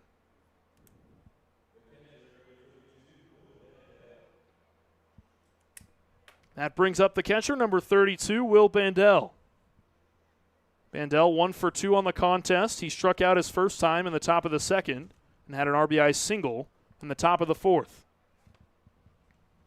The first pitch to Bandel comes across the outer half, just above knee high for a strike. 2 away here in the top of the 5th and runners on the corners. An 0-1 count to the catcher Bandel. Nybauer comes set. Now the 0-1. This one's grounded over to the third baseman, Bean. He makes the play over at third base and throws it across his body to Hutch Russell over at second for the final out of the inning. The Larks let up one more in the top of the fifth inning. It's been 1-1-1-1 the last 4 innings for the Goldpanners. They've got a lead 4-0 over the Larks as we go into the bottom of the fifth. Don't go anywhere. You're listening to the NBC World Series on the Larks Network.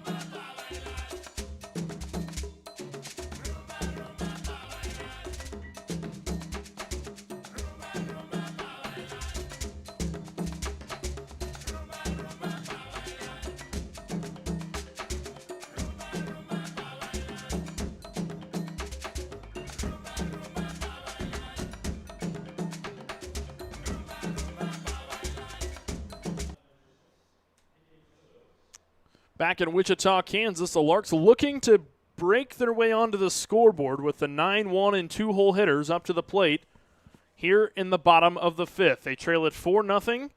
It's a fresh inning and a big swing from Tabor Stokes, the shortstop, starts the count 0-1. Stokes has only been up to bat once before this plate appearance. He reached on a base on balls in the bottom of the second. This time Stokes pops one up into shallow left field. Tracking it down is the shortstop Bedford, and he tracks it down and makes the catch for out number 1.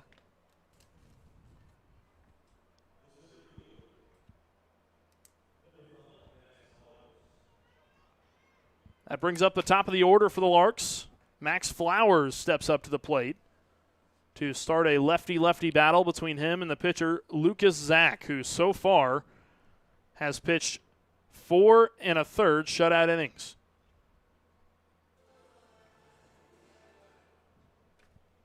And now the home plate umpire will call time, as there was a music track that somebody must have bumped up in the press box. So we'll go back through the prep phase again between these two. Got a few more seconds of Panic at the Disco. The first pitch to Flowers, a off-speed pitch, comes across at 79 miles an hour for a strike. Max Flowers' first at bat in this contest was actually a line drive straight to Lucas Zach. He snagged it right above his head to make the first out of the inning. The 0-1 comes across the outer half, just dotting the outer part of the zone for a strike. Flowers is 1 for 2 in the contest with that line out in the first that I just mentioned, and then a single in the bottom of the second. Flowers stands with his back foot on the back chalk line in the left-handed batter's box. The 0-2. A big swing and a miss, and there's another strikeout for Lucas Zach. Make that 4 strikeouts on the evening.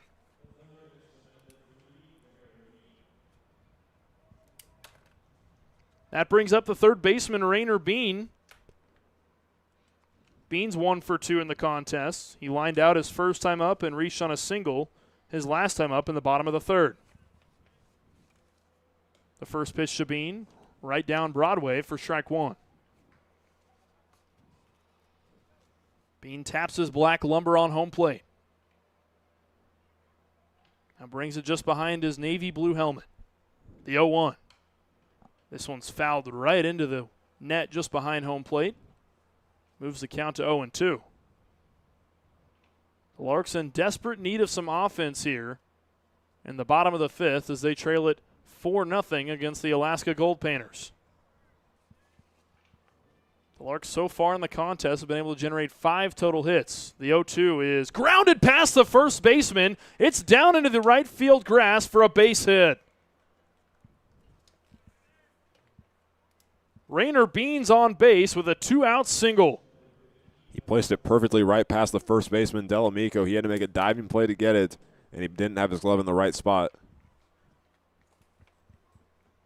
So Bean is the first base runner of the inning for the Larks here in the bottom of the fifth. That's 6 total hits now for the Larks in the contest. That brings up the second baseman, Hutch Russell. The first pitch to him is a ground ball over to the shortstop, Oliver. He fields it cleanly, throws it over to first, and that's the third and final out of the inning. The Larks strand 1 in the bottom of the fifth. They trail it still by 4 runs, 4-0 going into the top of the 6th inning. Don't go anywhere. You're listening to the NBC World Series on the Larks Network.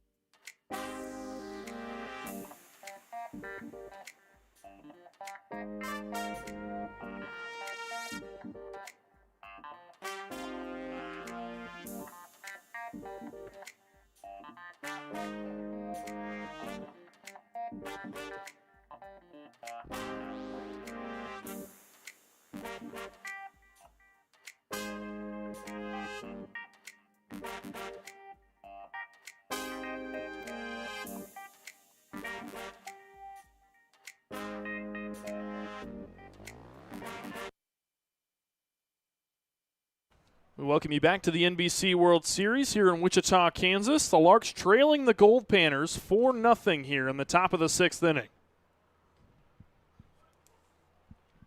The first pitch to the right fielder, Michael Ryan, the right-handed hitter, finds the outer half of the zone for a strike. It's the lefty Neibauer going to battle with Ryan, the 0-1. This one's popped up into the air. Shallow left center field. Backing up on it's the shortstop. He's called off by the center fielder Flowers. And what could have been a disaster with 3 Larks players going all to the same direction was all mitigated by the center fielder Flowers, who was able to call them all off and secure the out. You said it best. That's always potential for a chaotic play when you have 3 guys in the same spot and the ball's pretty much in the middle between them. It's always like, no, you got it. No, I got it. But Max Flowers stepped up and made the catch. Now the first pitch to the shortstop, J.R. Bedford, is a big swing and a miss. He swung and missed at a pitch that was just below his knees. Over the inner half of the plate, he moves the count to 0-1. In a situation like that, that was the center fielder Flowers' ball if he could make a play on it. That's usually the rule of thumb. If the center fielder can make a play on a ball like that, it's usually deferred to him. Now the 0-1, another swing and a miss for a strike. It moves the count to 0-2. The 0-2 pitch misses just inside to Bedford. The count moves to 1 ball and 2 strikes. Bedford 0 for 2 in the contest. He flew out to center field his first time up and grounded out to third base in his second at bat. Now a big swing and a miss is strikeout number 1 for Colin Neibauer. His first strikeout in the NBC World Series. 2 away now here on the top of the 6th inning. And Braden Oliver, the second baseman, steps up to the dish. It's another lefty-righty matchup here in the top of the 6th. Highbauer deals the first pitch, a big swing and a miss, at a pitch that went across home plate at 88 miles an hour. That thing was screaming out of the hands of Highbauer. Highbauer looks home, settles on the pitch he wants, and comes set. Now the 0-1. This one an off-speed pitch over the inner half of the plate, 74 miles an hour for strike 2. Went to his curveball right there, and if he gets one more strike, it ends the inning and puts a 0 in the column for the Goldpanners, something that hasn't happened since the first inning. Highbauer looking for a mental victory here. The 0-2 pitch. Missing just inside. Oliver took a step with his front left foot, like he was thinking about swinging at that pitch, but was able to hold back. The 1-2. Highbauer comes set. Now the pitch. This one's grounded over to the third baseman, Bean. He fields it cleanly. The throw across the diamond is in time, and the Larks get out of the top of the 6th in 1-2-3 fashion. A great inning of work from Colin Highbauer. They put up a 0 for the Goldpanners for the first time since the first inning, and we go to the bottom of the 6th.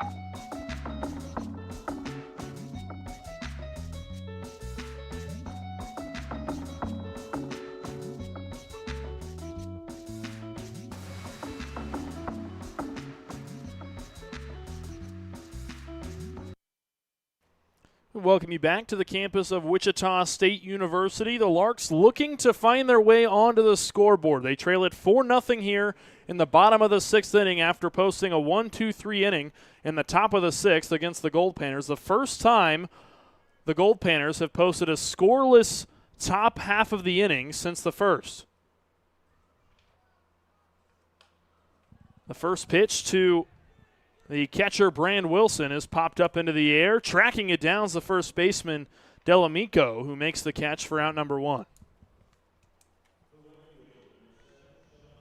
That was kind of a tough play to make there for Delamico. It kind of shaded its way back in as the wind is starting to pick up again out of right field. But this time it is coming directly out of right field, and it's causing some of those high fly balls to do some weird things in the air. That brings up the right fielder, Sean Keenan, as he prepares for a lefty-lefty matchup against the starter, Lucas Zach. The first pitch to Keenan misses down and away for a ball. 1 ball and no strikes to the right fielder, Sean Keenan. Keenan 0 for 2 in the contest. He struck out in the first and flew out in the third. The 1-0. This one's popped up into the air, shallow left field, tracking it down the shortstop, Bedford. He's called off by his left fielder, DeRozier, who makes the catch, and there's 2 away.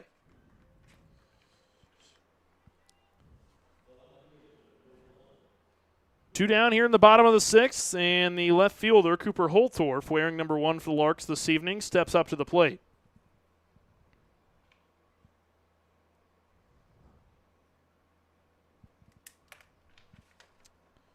Holtorf 1 for 2 in the contest. The first pitch to him misses outside. 1 ball and no strikes. Holtorf reached on a single in the bottom of the 4th inning.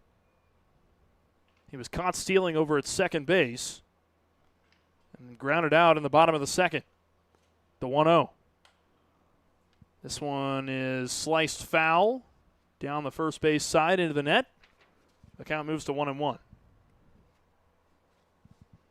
2-away here in the bottom of the 6th.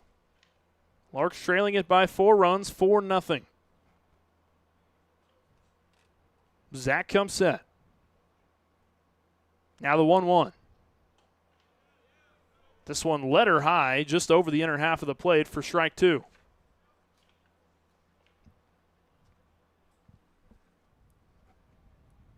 A little bit of action over in the Goldpanners bullpen. So far, Lucas Zach has pitched pretty flawlessly up to this point. The 1-2. This one into the turf, and it hits the elbow of Cooper Holtorf. So that'll be a hit by pitch, and he'll take a trip down to first. So the Larks won't go down in order here in the bottom of the 6th as they have a base runner now with 2 away.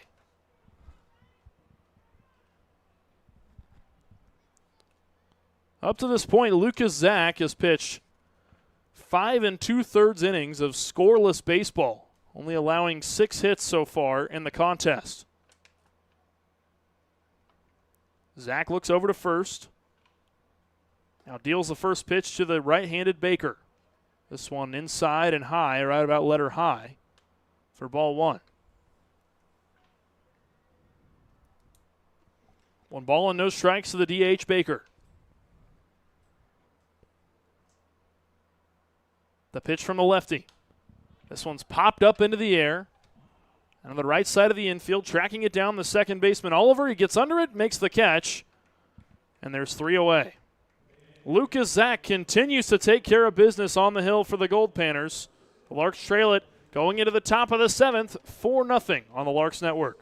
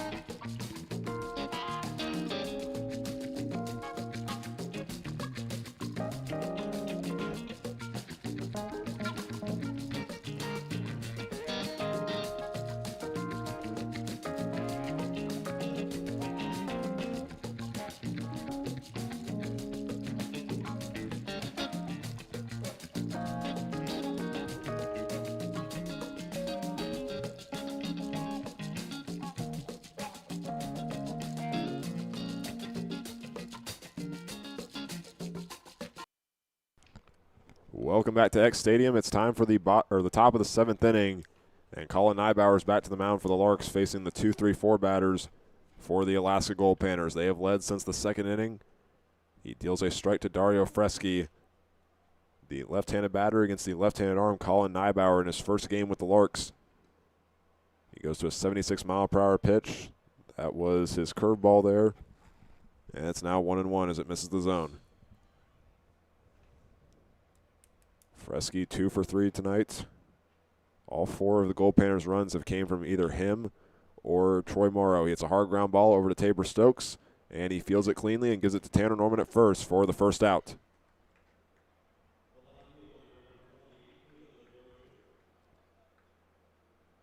So Freschi now 2 for 4. That brings up number 28, Caleb DeRozier. He has yet to get out in this contest. 3 for 3, all of his hits being singles. And if Alaska holds on, they've got a lot of batters that could potentially emerge as potential players of the game. Swing and a miss on the first pitch to DeRozier. Fourth strike one. They really have had a lot of productive trips to the plate today. Not only did they have a solo home run in the top of the third, but they had a triple in the top of the fourth inning. The 0-1 goes inside against DeRozier for another ball.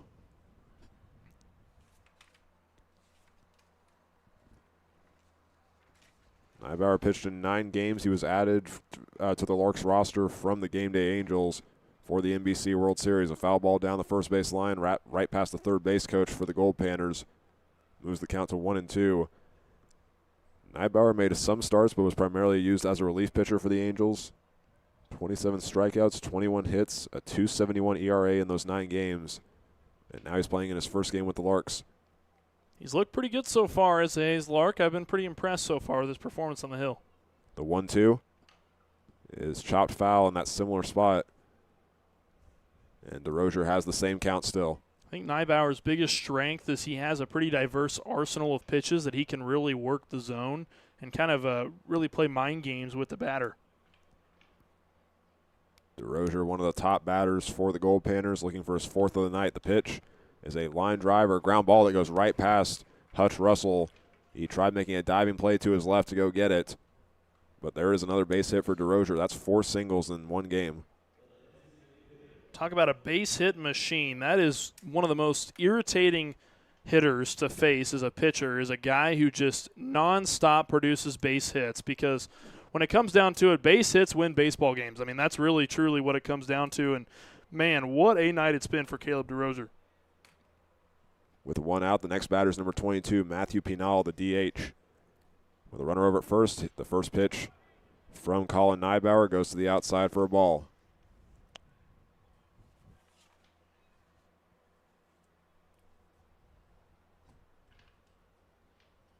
Pinal's 0 for 3. He has recorded an RBI tonight. And now a throwback to first base. Norman unable to apply the tag in time to the right shoulder of DeRozier. And Nybauer will get the ball back and now focus on the batter.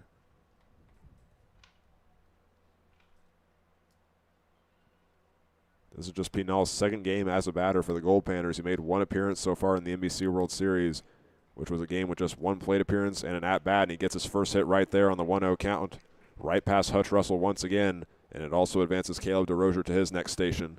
And it's not for a lack of positioning for Hutch Russell. It's just the fact that these balls are rolling pretty quick on this turf, and that's one of the downsides of playing on turf, is the ball carries a lot faster on this turf surface, and it's really difficult for infielders to make plays on balls like that.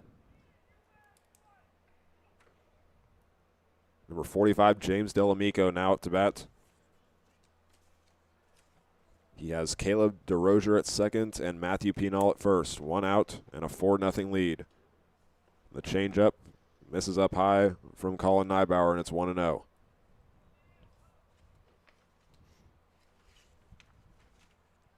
Delamico, a utility player for the Goldpanners, and has just played his freshman year at Pepperdine.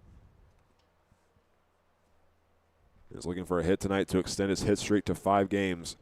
He loads back up on the next pitch, but holds back, and it's now 2-0.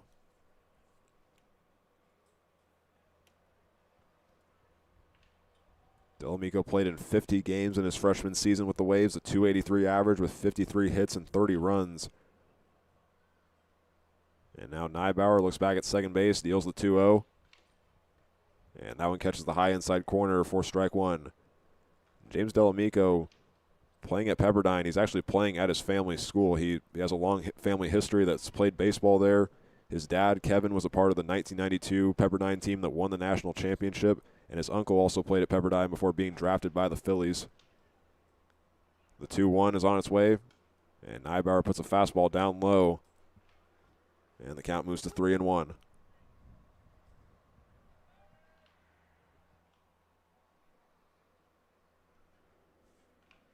Delamico's trying to get on base for the first time tonight.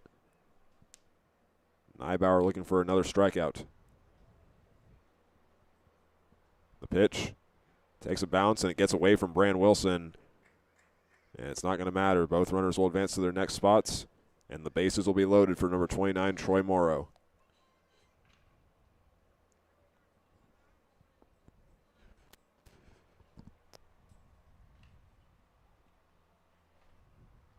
And now there's going to be a meeting. Tanner Norman's going to come over from first. Brand Wilson from behind home plate to talk things over with Colin Nybauer. And now Keith Harper's going to come out. And there are 2 pitchers currently warming up for the Larks. We'll try to get a look at who those are. It looks like Cole Fenton is one of the pitchers. And there's actually just one pitcher. It's Dylan Hazelhorse standing next to him with the catcher's gear on the mound. So we could see another game day angel coming into the pitch for the Larks. Looks like we're going to see just that, as he looks like he's getting ready to exit the gate out there. So we'll take another quick break. The bases will be loaded and a 4-0 lead for Alaska when we come back here on the Larks Network.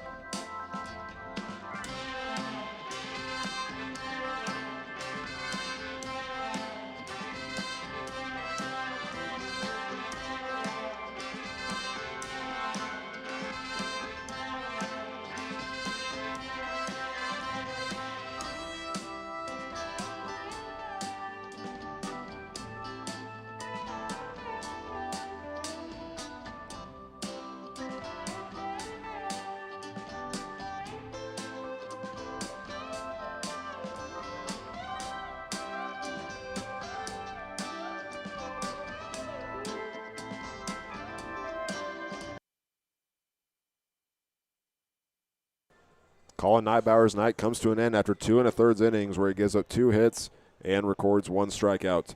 The new pitcher into the game now for the Larks is a new addition to the team. It is number 24, Cole Fenton, another game day angel who pitched in 8 games for them.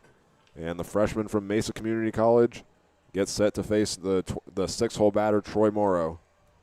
The bases are loaded. Caleb DeRozier's at third, Matthew Pinal's at second, and James Delamico is at first.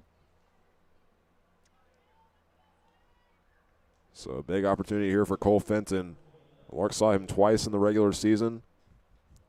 In his last game, he had a very successful outing with the Game Day Angels. It was on July 17th against the Fort Collins Foxes, where he recorded 8 strikeouts. So he now faces Troy Morrow. He taps the bat on home plate 1 time. And now Fenton comes set. Here's the first pitch. And that catches the high outside corner for strike 1. Well, that's an important spot here for Fenton. The Larks really need him to come through here, try to play some damage control and see if he can't get him out of this jam and try to keep this game within reach. Morrow's gotten on base 3 times. He's walked and had a single and a triple. Now a changeup goes to the inside part of the plate for ball 1.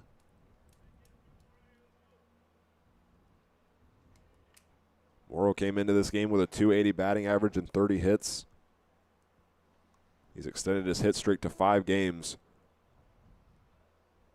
And now Wilson centers his glove. The pitch, a ground ball right past Tabor Stokes, and a run's going to score. And they're going to hold everybody up. Everybody's at their next stations for the Goldpanners, and their lead is now 5-0 as Caleb DeRozier scores from third.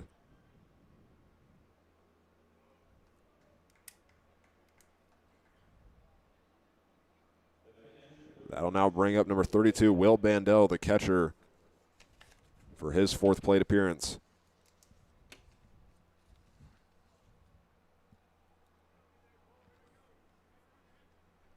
When You add in tonight's game, the Goldpanners have scored a total of 14 runs in their 3 games here in Wichita, and they have only given up 2 runs. A foul ball and a bunt there for Will Bandel starts the count off 0-1. A lot of power off the bat. It landed right next to the first base coach. Yeah, he was showing bunt, and Fenton just drilled his bat, and I don't think it hit the sweet spot of his bat, and so it just popped up straight in the air. Fenton deals, and the ball gets fouled back into the net now for strike 2. I think to your point, Hank, the pitching of the Goldpanners has really been what's the key element for this team so far in this World Series. We've seen it so far here today, and we saw in their first 2 games of pool play where they really limited the amount of runs the opposing team was able to score.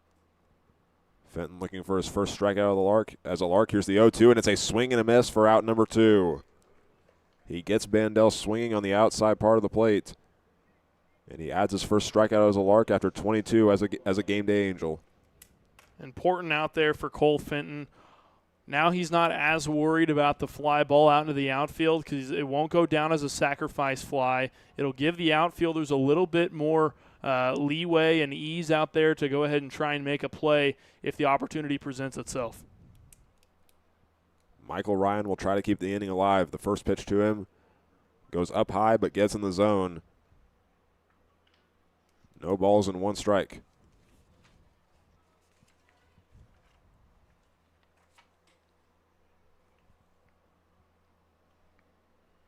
Ryan 0 for 2 so far, swinging and missing. He's now down 0-2. He got on base in the second inning, threw a walk, made it to third on a steal. And now the Goldpanners trying to avoid keeping the bases loaded. Here comes the 0-2 from Fenton.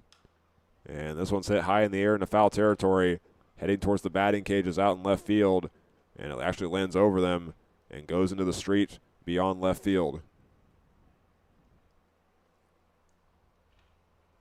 Well, just 2 pitches before that one, or I guess the pitch right before that one right there. He went to the slider that was down and away on the batter, Michael Ryan, and he really bit at it hard. I wonder if he'll go back to it here. The pitch. A ground ball. Tabor Stokes tries to dive for it, but it's going to get past him. The lead is now 6-0, maybe 7-0, and that second run will score. The Goldpanners just continuing to add runs. That's now 3 in the 7th inning. They add just 1 run each in the second, third, fourth, and fifth. But their lead is now 7 against the Larks, going to their 9-hole batter, J.R. Bedford.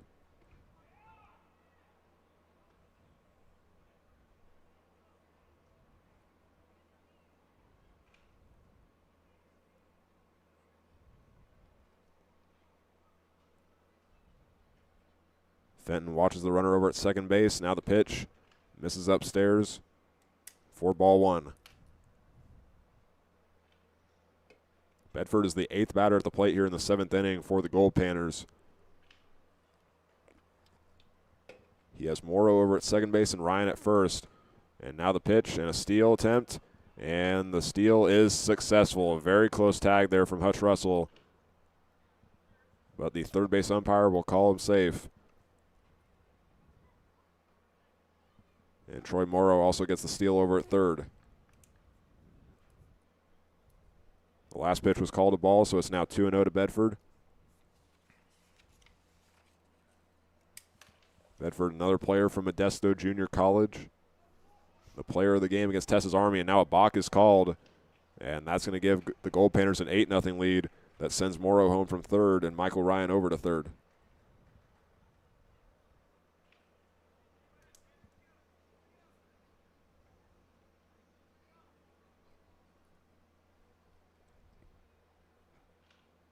It's the 7th inning now, so this gives the Goldpanners a chance for a potential run rule. Another ball there from Cole Fenton makes it 3-0. Again, it is a different run rule here at the NBC World Series. The rule is 10 after 5, 8 after 7. And correction, the count is 2-1 now to J.R. Bedford, and he will hit this one high in the air. Hutch Russell going after it into the shallow part of right field. And the ball comes into his glove, and that ends the top of the 7th inning, where 4 runs are scored from the Alaska Goldpanners, leading 8-0. and setting themselves up for a potential run rule if they can hold the Larks for one more inning with no runs. And we will have that seventh inning, the bottom of the seventh for you when we come back here on the Larks Network.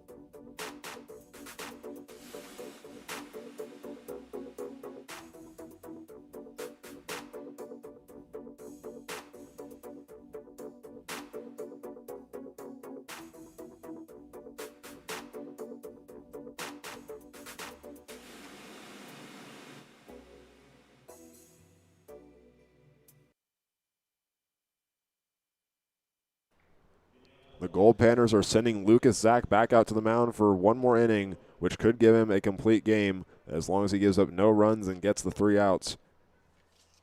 He is facing the Larks 8-9-1 batters, and it starts with number 34, Tanner Norman. Lucas Zach has just pitched an incredible game, a 3-1 record coming into it, and now a fly ball into left field, and it's going to be conceded by DeRozier. He lets it bounce in front of him and goes into his glove, and Tanner Norman has a single. I'm a little bit surprised he let that one go. I thought he had a play on that ball, but evidently he didn't want to overrun it or anything or risk giving up extra bases, so he'll just let that one bounce in front of him. Second hit of the game for Tanner Norman. He also had a single in the second inning. And now Tabor Stokes up to bat. Norman has a short lead over at first base. And the pitch goes to the inside corner, and it's called ball 1. Well, you said it. The Larks need some runs to avoid getting run ruled. I'm sure just for the moral, or for the mental side of things for the Larks, I'm sure avoiding a run rule here would be pretty crucial for the remainder of this World Series, just to make sure that they can, continue to keep their heads high for the remainder of this tournament. And the Goldpanners coach is heading back out to the mound again, and the rest of the infielders will join him. There is one pitcher warming up for Alaska, but it'd be smart to just see what Lucas Zach does so you can save those arms for bracket play, because keep in mind, if the Goldpanners win, they will have a day off before going into the quarterfinals. I think at this point their coach is kind of just torn as to whether or not to shut him down or not. He's pitched a lot of innings. He's already pitched 6 scoreless, and at this point he's pitched well. He's got to make the decision whether or not he wants to save the pitcher's arm or not, and it looks like he'll elect to put in a new guy. Their coach points to right field, and a new pitcher is coming out. We'll see who it is after this break.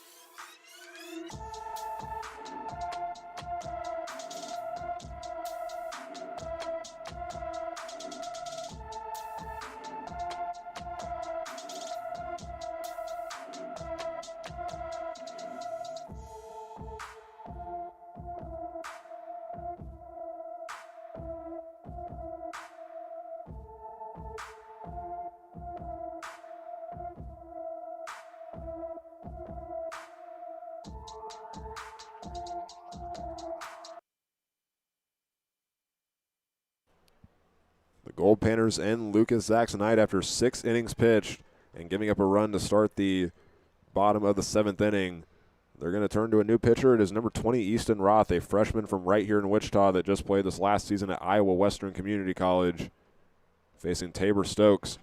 And Stokes hits a fly ball into right field. Running up on it is Ryan, and the right fielder's got the catch, and there's out number 1. Yeah, you mentioned Easton Roth from Wichita, Kansas. I actually graduated with Easton Roth. Funny enough, he is a Mays Eagle alumni.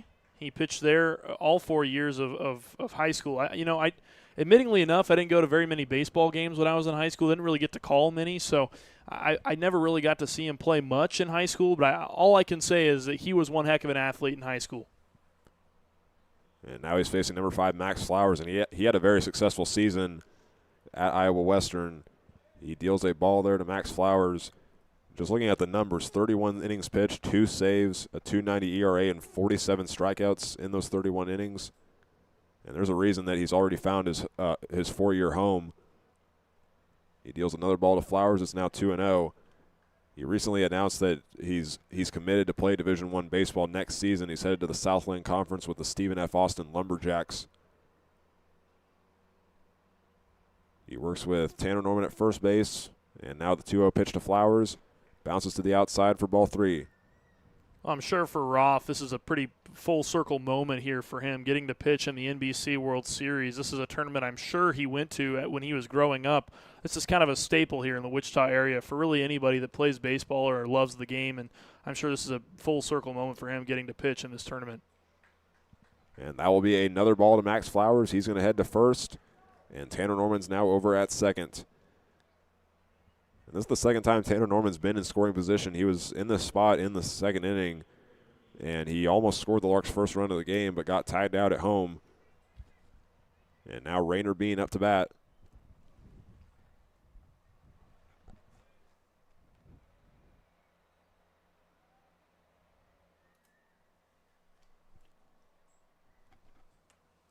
And the first pitch to Bean goes low. 1 ball and no strikes with 1 out. Goldpanners lead 8-0. They can get a run roll against the Larks as long as they keep that 0 on the scoreboard.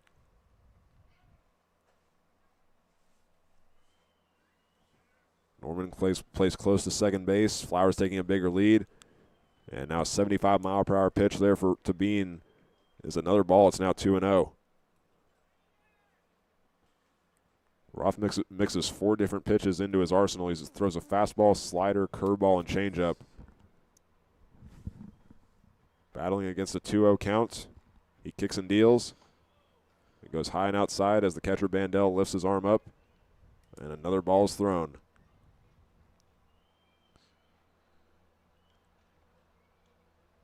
Big opportunity for the Larks if Rainer Bean walks.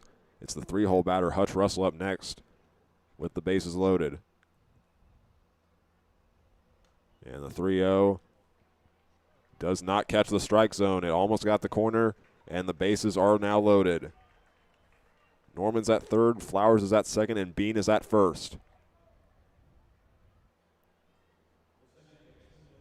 And we'll see what Hutch Russell can do. A 1-for-3 performance tonight.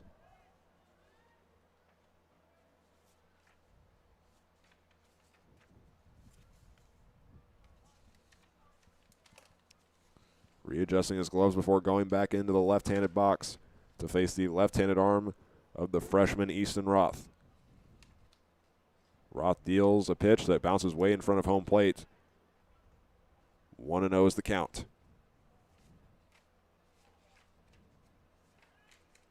Well, you got to wonder if there's maybe some jitters here for Roth here this evening. Whenever his name was called by the PA announcer, there was a big cheer from a section here in the home crowd tonight. I would imagine his family is probably here at this contest watching their kid play. And I talked about this being a full circle moment for him. Growing up, coming to this tournament, knowing the stakes of this tournament, holds. I'm sure, I have no doubt in my mind that this is probably he's got some jitters for sure pitching in this one. You got to wonder how many people are here in Wichita representing Alaska, because Fairbanks is very far away, but Alaska only has one player from that state, and they have a couple guys from Hawaii. Everybody else is from the continental U.S. So now Hutch Russell faces it 1 ball, no strikes, and he is dealt a fastball that moves the count to 1-1.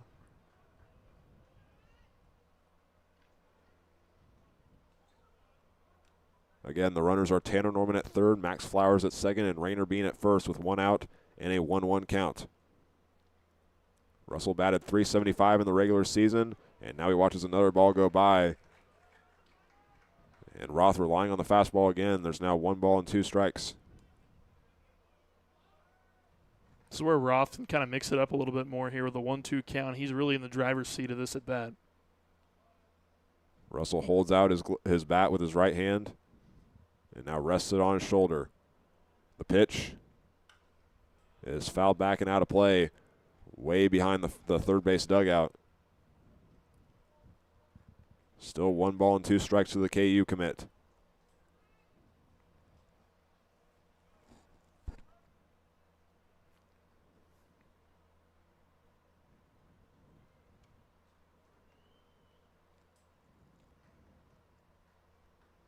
Roth taking his time. Now the pitch. And Russell hits a high fly ball into left field. DeRozier goes back for it. Still going, and now he makes the catch, and the runners are going to tag up. The Larks are finally on the scoreboard. It's Tanner Norman scoring from third, and Max Flowers advancing over to third.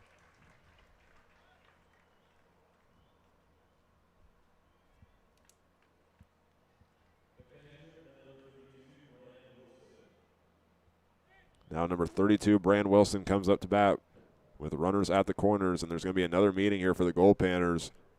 They have another pitcher warming up, and from the looks of it, that's number 3, Jordan Bush, a right-handed pitcher.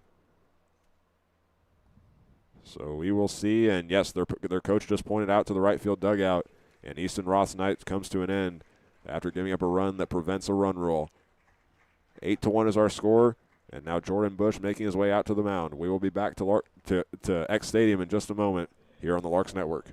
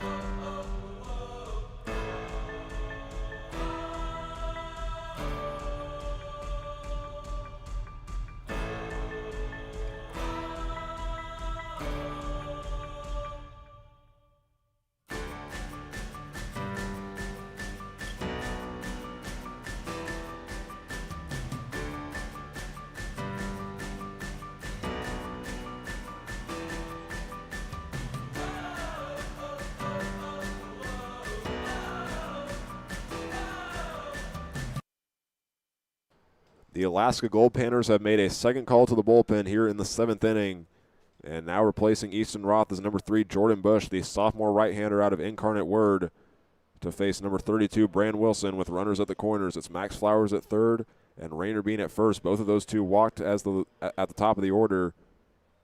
And now Bran Wilson, the 4-hole batter, is up. It'll be interesting to see how the Larks do against Jordan Bush. This is the second time he's pitching in the NBC World Series. He threw 1 1/3 inning against Tess's Army. And Wilson hits a high fly ball deep into left field. DeRozier going back near the warning track, and he'll slow down and make the catch. And the 7th inning comes to a close. But the Larks avoid the run rule, getting a run from Tanner Norman, and the score is 8-1.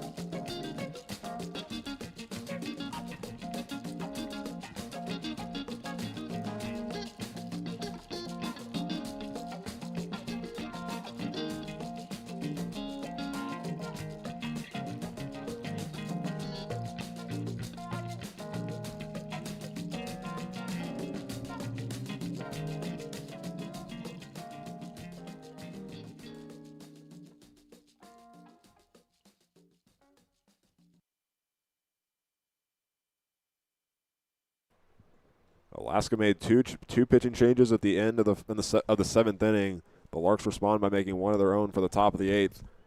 Making his second appearance in this tournament is number 17, Ty Parker, the sophomore out of Garber, Oklahoma, to face the top of the Goldpanners order. It is Braden Oliver up to bat. He has dealt a strike on the first pitch.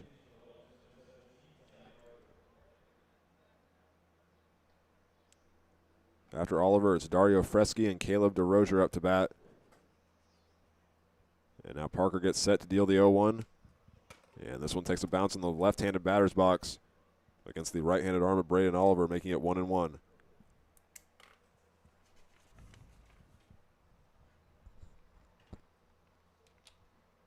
Wilson centers his glove for the next pitch. Here it comes. And a swing and a miss. And Oliver now behind 1-2. Oliver's been struck out 3 times in this game. He put the ball in play in his last appearance on a 5-3 ground out to Rainer Bean. Now Parker gives a nod to Wilson, keeping his glove in a similar spot. And that just missed on the outside corner. 77-mile-per-hour pitch there for the Northwestern Oklahoma State commit. It's now 2-2.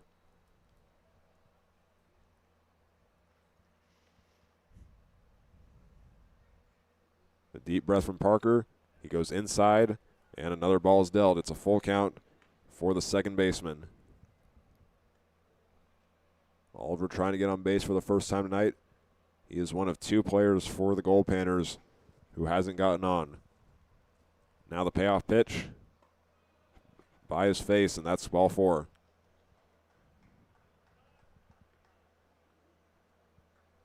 That'll bring up number 8, Dario Freschi, the third baseman, responsible for 2 of the 8 runs in this contest.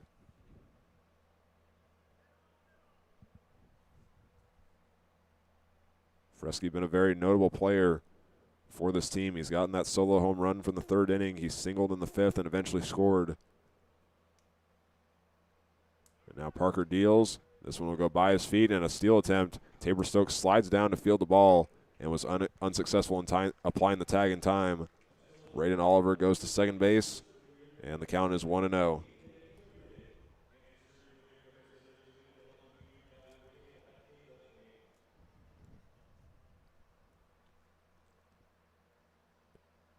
Fresky waving the bat around.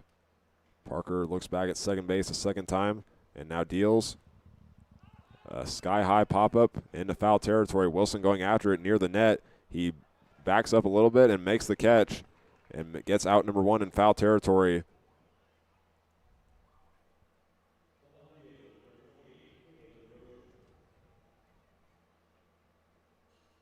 Now Caleb DeRozier up next.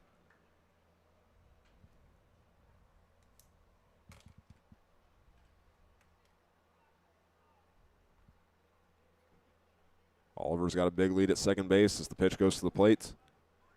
And that one just missed the zone for ball one.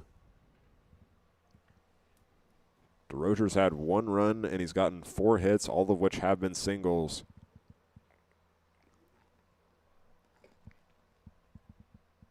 And now the 1-0. A fastball thrown by Ty Parker gets in the outside corner, evening things up at 1-1.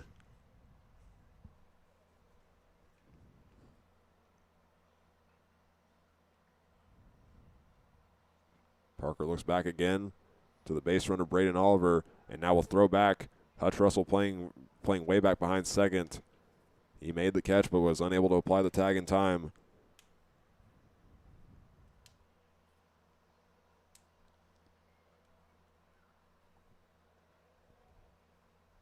Another look back before the next pitch is thrown. And Wilson goes off to the side to get it. It's now 2-1.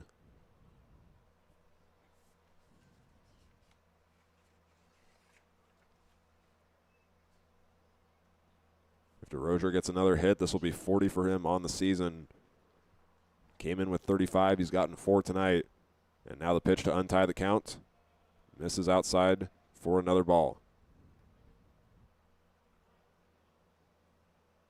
DeRozier's just a high school senior for the Goldpanners.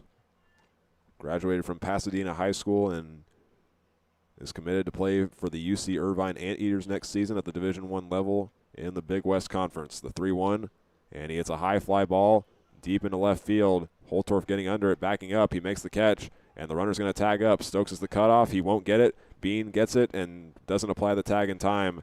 It took a couple bounces before going into his glove, and that'll be a sacrifice fly for Caleb DeRozier.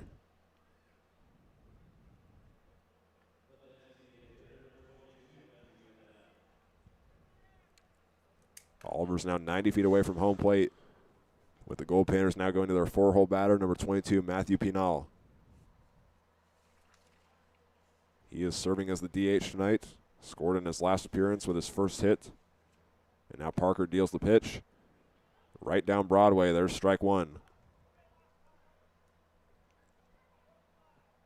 An 81-mile-per-hour pitch there for the sophomore out of Cali Community College.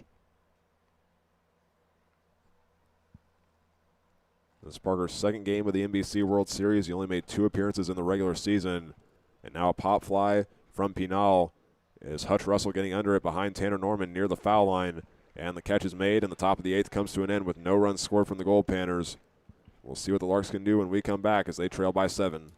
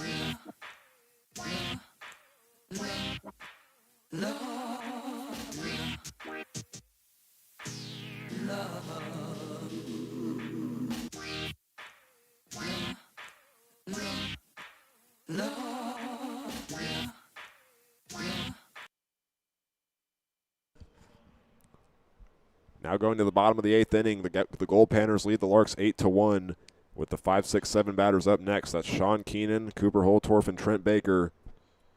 They will now get a full inning from a new pitcher. It is Jordan Bush at the mound. He came in after 2 outs were recorded from Easton Roth, and 1 run was scored by the Larks. In that last inning, Jordan Bush only threw 1 pitch to Brand Wilson on a flyout to left field. He deals a strike to Keenan.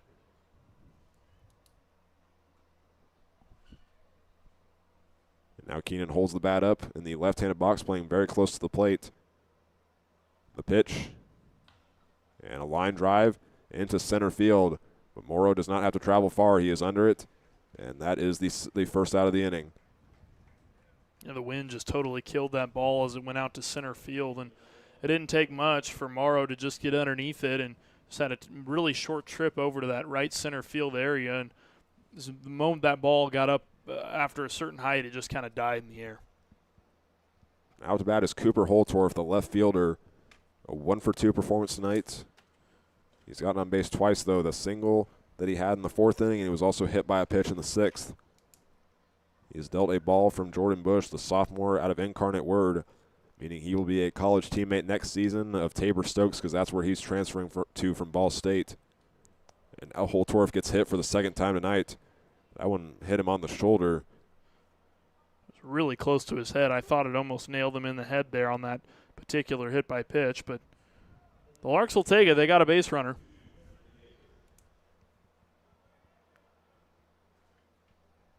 Now Trent Baker up to bat. This is his first game in the 2026 NBC World Series as a batter. He's made 1 appearance as a pitcher. He was the starter against the San Diego Stars. And the first pitch to him, a line drive over the head of Oliver. It'll take 2 bounces. Ryan runs up on it. He'll throw down to third, and a jumping Fresky makes the catch, but there's no tag applied, and Holtorf is 90 feet away from home plate. Wasn't a bad throw from Morrow out in center field. Had the right idea on it. Made a pretty decent throw. It was had a lot of mustard behind it, but wasn't able to get it over to third base low enough for Fresky to make a play on it. Tanner Norman, 2 hits tonight. The 8-hole batter comes up with runners at the corners. Larks starting to get some hits against Jordan Bush. Trent Baker with that line drive. Cooper Holtorf is at third after being hit on the shoulder. And now Bush deals to Norman, and he fouls this one back into the net next to the third base dugout, excuse me. 0-1 with 1 out.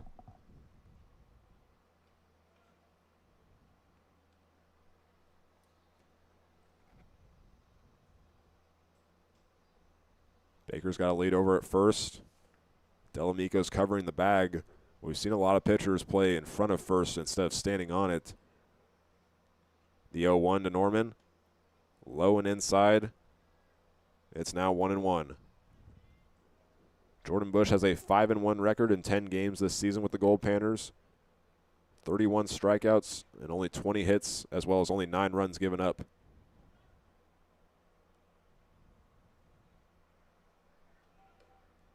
Another pitch misses to the outside. Baker steals second base. That's now 2 runners in scoring position. It's the duo from Oklahoma City, Cooper Holtorf and Trent Baker. And Tanner Norman's tied in the count 2-1.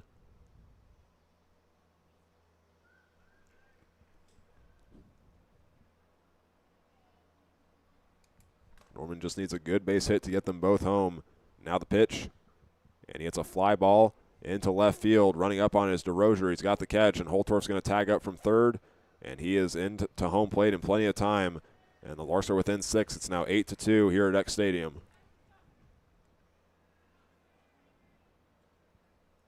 Well, the Larks are certainly a team you never want to count out of a baseball game, and here's why. There are times where we've seen the Larks this season, they'll lull their opponents to sleep, sometimes even make them think that they've got their game in the bag. They just kind of throw the game away and disregard it and thinking that they have the game won already. And then all of a sudden the Larks start to storm back and they just start chipping away at the lead little by little, and everything starts to snowball for them. And now the count 0-1 to Tabor Stokes. And I apologize, a second ago I said that Stokes is going to be a future teammate of Jordan Bush at Incarnate Word. I forgot in my notes I put Jordan Bush is transferring to a Southland Conference rival in Stephen F. Austin. He deals an 0-1, and the fastball goes to the outside for a ball.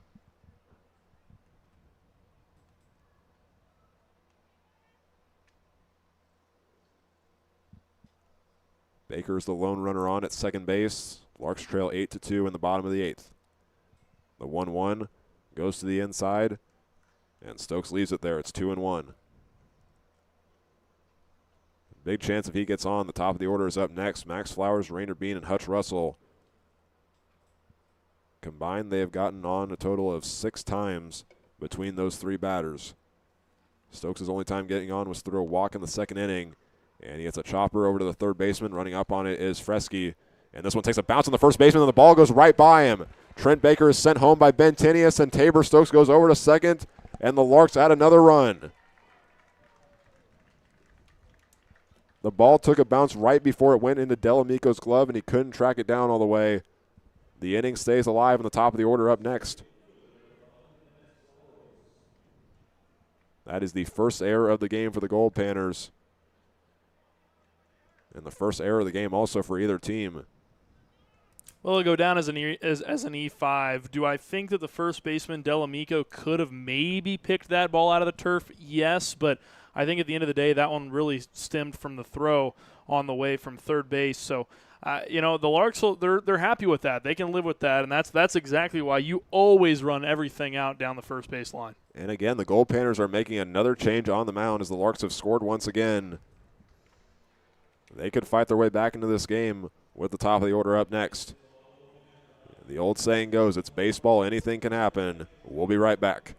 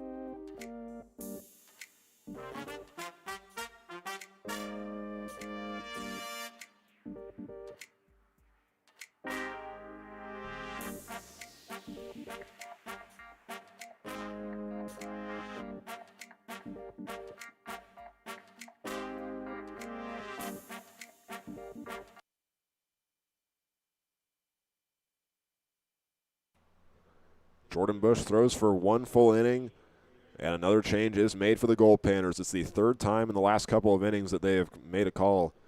It is number 26, Anthony Maldonado, the sophomore right-hander out of UC Riverside, will face the top of the Larks order. It is number 5, Max Flowers, working with a runner at second base, and he has dealt a ball that the catcher tried to frame. Maldonado's pitched in only 3 games for the Goldpanners. His appearances were on June 14th against the San Diego Waves. He also made 2 appearances near the end of the regular season against the Pro-Am All-Stars and the Bay Area Force. Now a changeup gets into the zone, making it 1-1.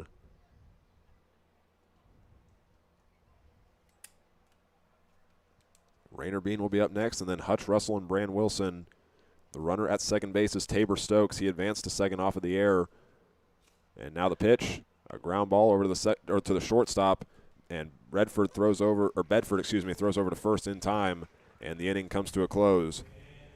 The Goldpanners are 6 outs away from getting a win and advancing into the bye week, or into the bye for the first round of the NBC bracket.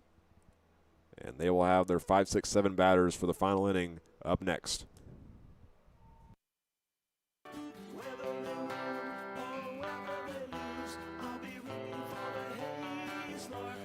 Larks!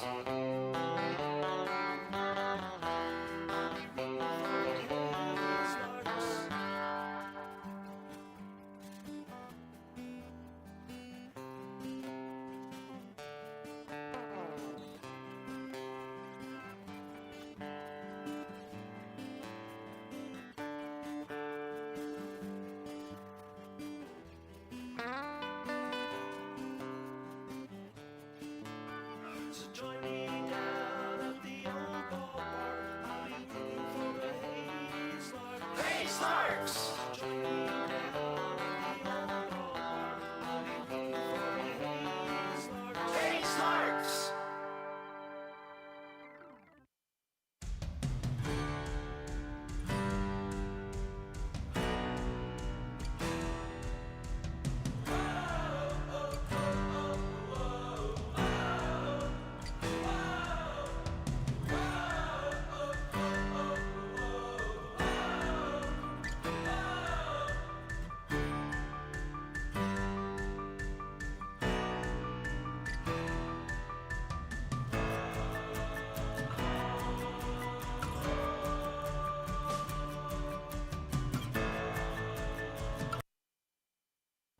It's time for the final inning in the final game of Pool D.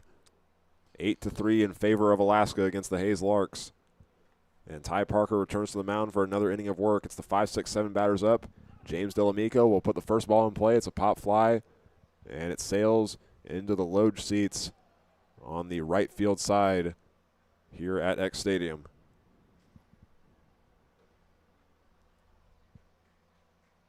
So the count will begin 0-1 to the first baseman.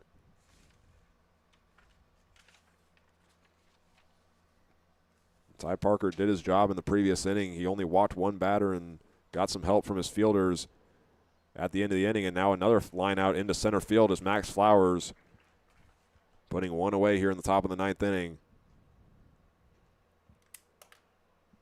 And if the Larks can keep a 0 on the scoreboard, they will be down 8-3 going into the bottom of the 9th inning. And if my memory is correct, when the Larks were playing in pool play last year against the Oklahoma MVP, that was the score going into the 9th inning.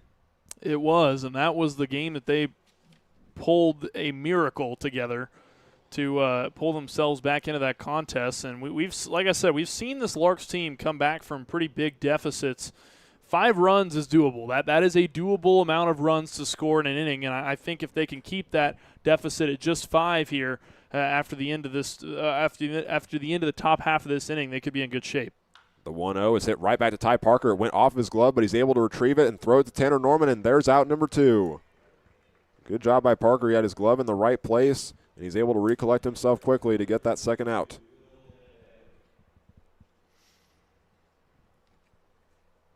And now 1 out will end the inning, and Will Bandel is up to bat for Alaska.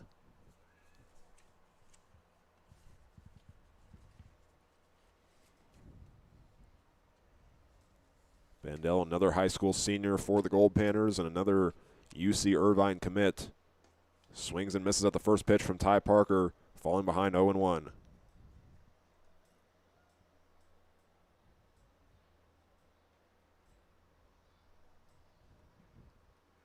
Parker comes set to deal the next pitch, and here it comes. And that fastball is right down Broadway for strike 2.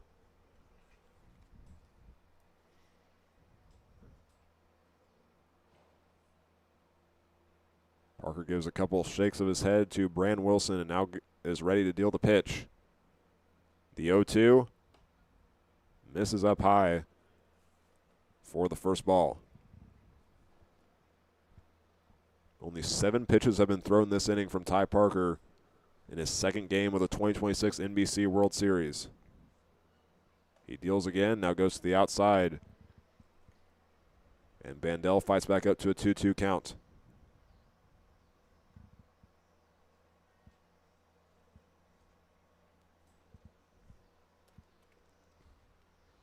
Wilson puts the glove low, and a line drive that goes into the Larks dugout right by some coaches. Looked like Ben Tenius there on the end, and he ducked out of the way of that ball, but man, that came really close to his head. It's actually a group of coaches standing there, and they just all collectively ducked down. Unfazed. Never thought we'd say that 2 times in a row in 2 broadcasts. Another ball is dealt by Parker, and Bandel fights back up to a full count.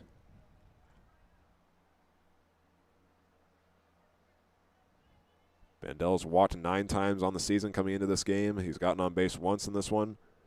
He recorded an RBI single in the 4th inning, and now the payoff pitch is fouled. After a bounce on the turf, it goes to the backstop. And now Bandel will await pitch number 8.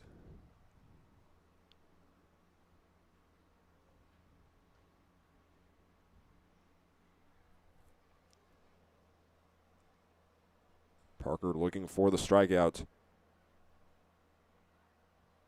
He deals. A ground ball goes over to Tabor Stokes. He fields it on the run. Going towards first base, he makes the throw in time. And the Larks go 3 up, 3 down against the Goldpanners in the top of the 9th. They need 5 runs to keep the game alive. And we will have that final inning for you when we come back.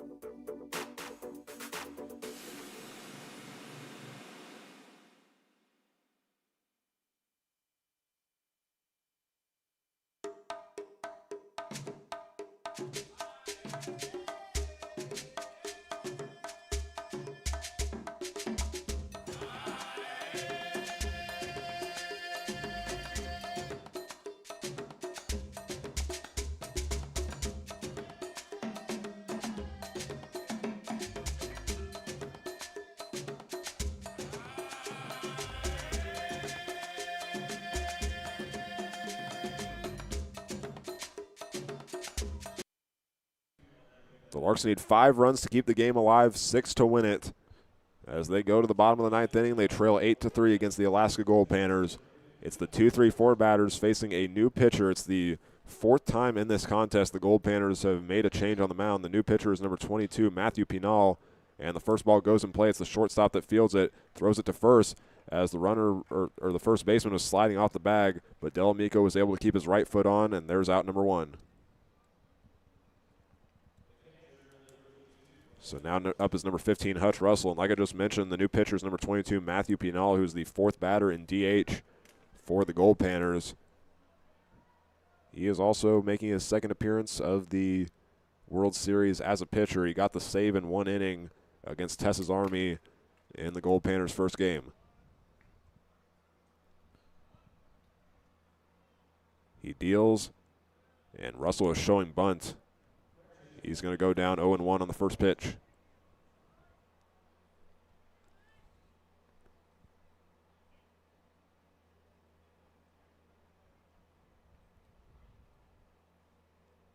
Russell awaiting, now the 0-1. Pinal puts a fastball in the outside corner, and it's now 1-1. Pinal plays as both a batter and a pitcher for the Goldpanners. He's a utility player that has pitched in 24 games in his career at Hope International with 16 starts, putting together a 5-1 record. Now a foul ball goes out of play, going into the stands, and two kids will run after it. It's now 1-2 to the Seminole State sophomore.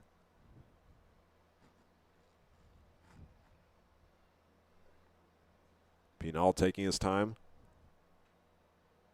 And now the pitch. And Russell fouls this one back over the sky boxes on the third base side. Count stays at 1-2. For those that might be keeping track, this is the fifth pitcher the Goldpanners have put into this contest. Makes you wonder how they're going to manage their bullpen arms going into bracket play. This will be really interesting as to how it'll play out, assuming the current result holds. Especially because they're up by 5 runs. They've thrown more guys than the Larks have. And they get a strikeout against Hutch Russell, who watched the third strike go by. And now the Larks are down to their last out. It is number 32, Brandon Wilson, up to bat. He is 0 for 3 in the contest. He's had 2 balls that have actually gone to the warning track in left field. Both have been caught by DeRozier.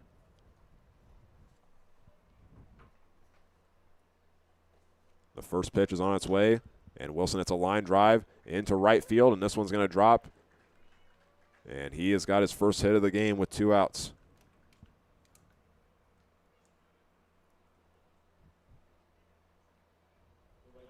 I'll now bring up number 7, Sean Keenan, the right fielder. He is looking for his first hit as well, an 0 for 4 performance so far.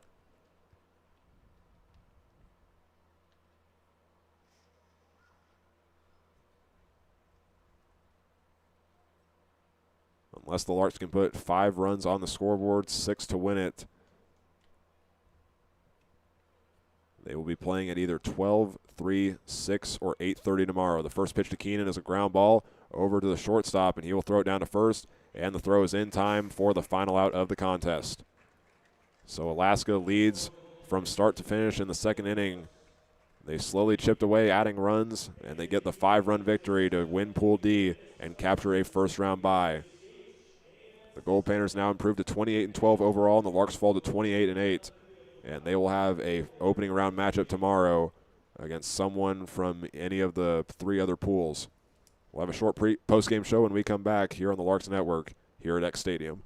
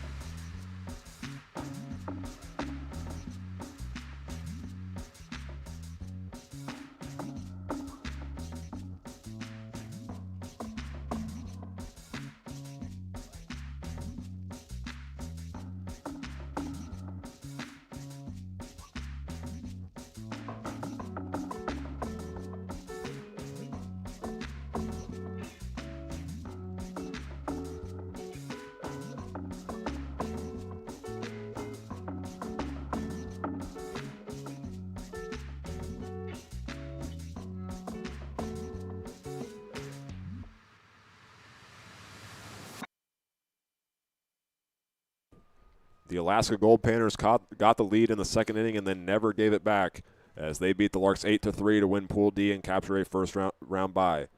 Welcome into the postgame show here at X Stadium. My name is Hank Corsair, joined alongside by Eli Blankenship.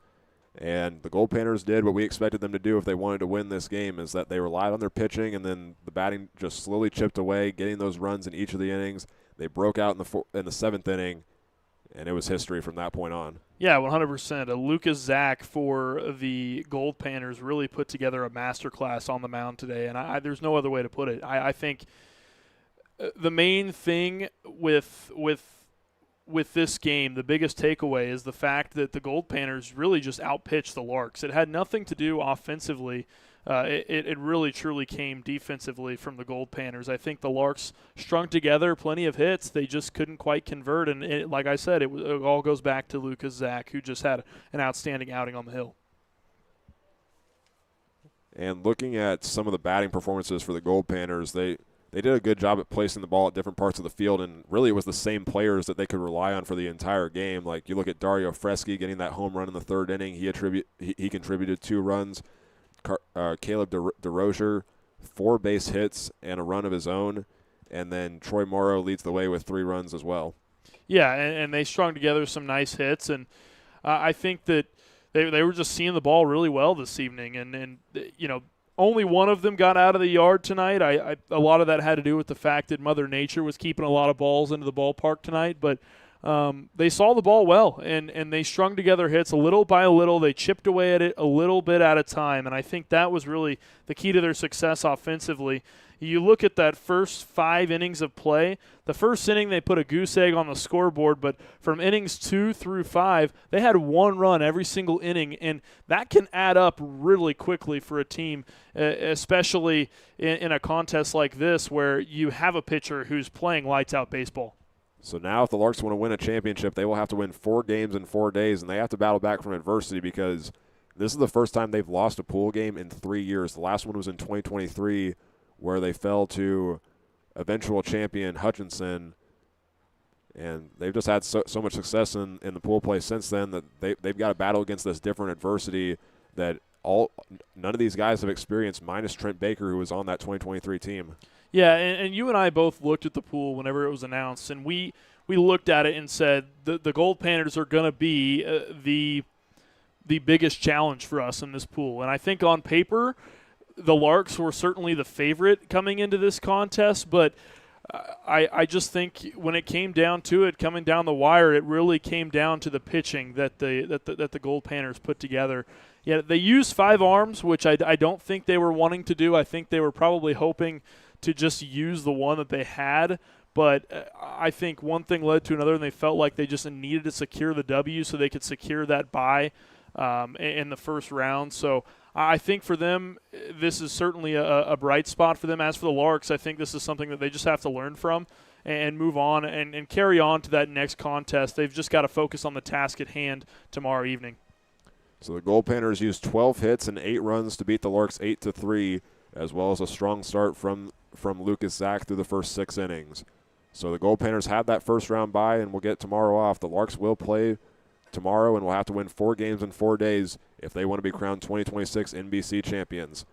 And their game, while it's unofficial, is expected to be played at 8:30. And from the way it looks, it could be against a team like BTL, who they played already this year. The Seattle Blackfins are in contention for that spot as well, who the Larks played against last year. And then the defending champion Hutchinson Monarchs are another possibility. But we'll have to wait and see. It'll be an 8:30 start for tomorrow's game, as the Larks will be in the first round. So that'll wrap up our coverage of tonight's game as Alaska defeats the Larks 8-3. We thank you all for tuning into tonight's game from here at X Stadium. I'm Hank Corsair, joined alongside by Eli Blankenship. And good night from Wichita, Kansas.